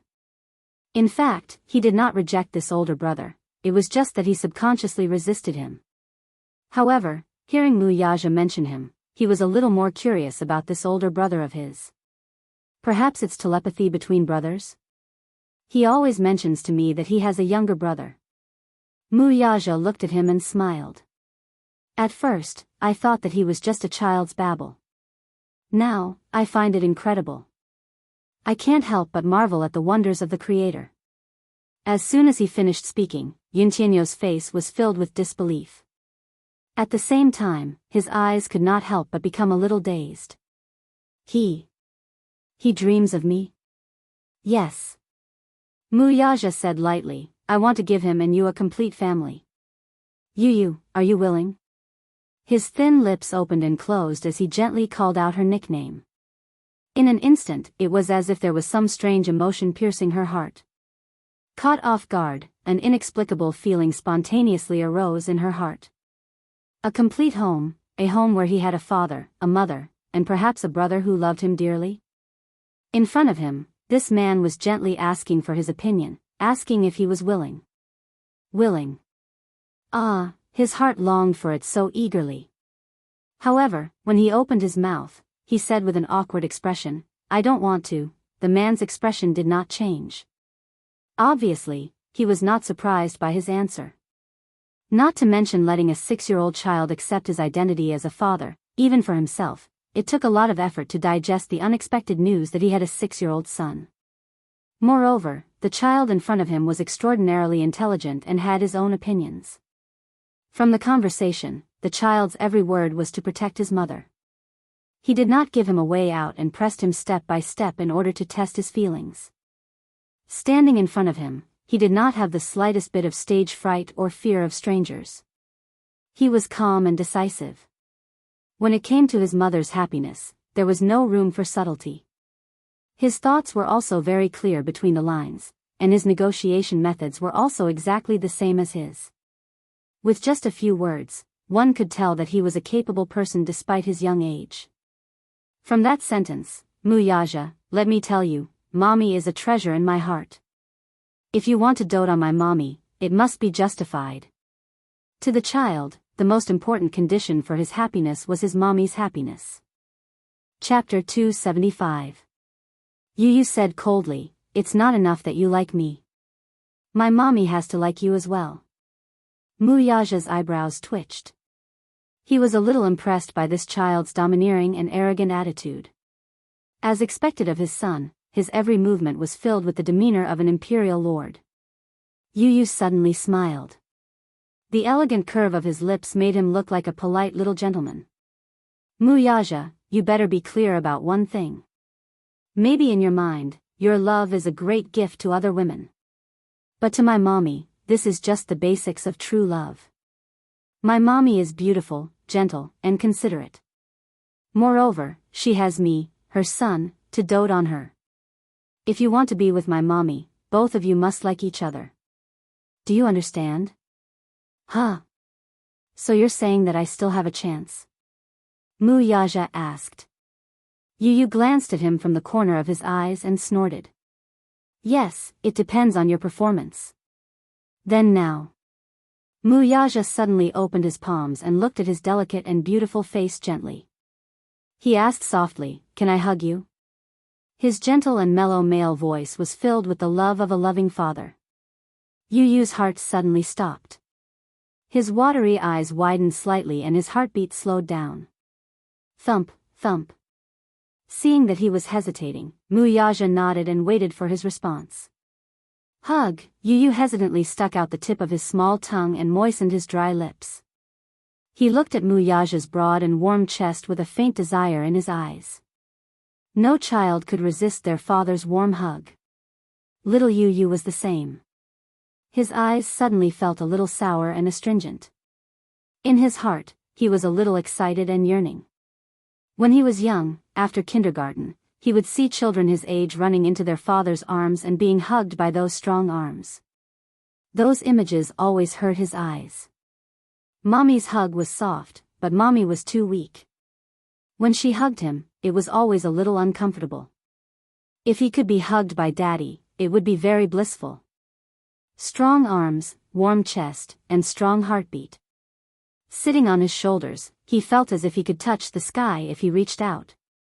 That feeling must be very blissful, right? With a little yearning, Yu could not help but reach out his hand. It was as if his entire body was enchanted with some kind of irresistible magic, and he yearned for his chest. Muyaja's eyes were warm as he held on to his little hand. Yu was Yu's hands. His hands were small hands. Hands should be soft and tender. Although her small hands were small, her 5 fingers were slender and smooth. Her fingernails were clean, and her joints were distinct.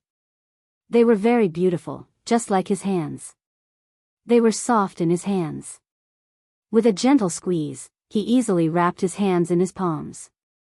Muyaja realized that he liked this son of his very much. He was smart, sensible, considerate, and overly mature. One could not help but feel tender affection for him. Yu suddenly shrank back. His expression was a little awkward. Looking at him, his cheeks were red and a little hot. As if he was afraid that the man would misunderstand, he immediately emphasized his position. I'm letting you hug me because of mommy. Muyaja paused for a moment and smiled. Okay.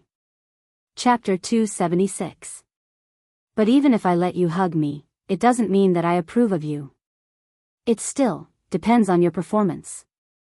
Although little Munchkin said no, his face was getting redder and redder. He was obviously a little shy. He looked awkward, but deep down, he was yearning for this hug. Muyaja could tell that he was feeling awkward, but he pretended not to know. He only nodded and said, okay. Just once, just this once, Yu repeated. When the man nodded again, he pursed his lips and took a step closer to the man nervously. One step at a time, and then another, until Muyaja's muscular arms reached under his armpits and hugged him firmly into his embrace. In an instant, Yu Yu's face was burning hot. Muyaja scooped up the little lad, his left arm supporting his little butt effortlessly. The child was too skinny. Was it because of malabsorption or malnutrition? Or was it because that stupid woman didn't nourish him properly? Children at this age were still growing, so they should eat more. Yet, he was so skinny.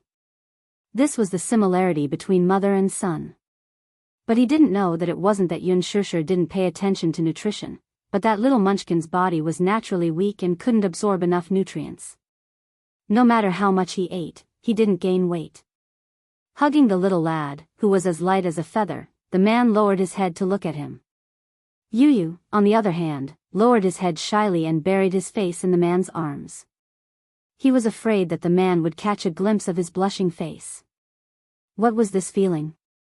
An unfamiliar fatherly love. It was the fatherly love he used to yearn for. His strong arms seemed to be able to hold up the sky. His warm chest seemed to be able to melt the coldest snow in winter. Yu Yu carefully placed his head on his chest. What responded to him was a strong heartbeat. The tip of his nose suddenly felt sour, and a faint blush appeared on it. Unknowingly, his thick eyelashes had become wet. So warm, thump, thump, thump, it was like the sound of a drum. Somehow, listening to the strong heartbeat, he felt an inexplicable sense of security.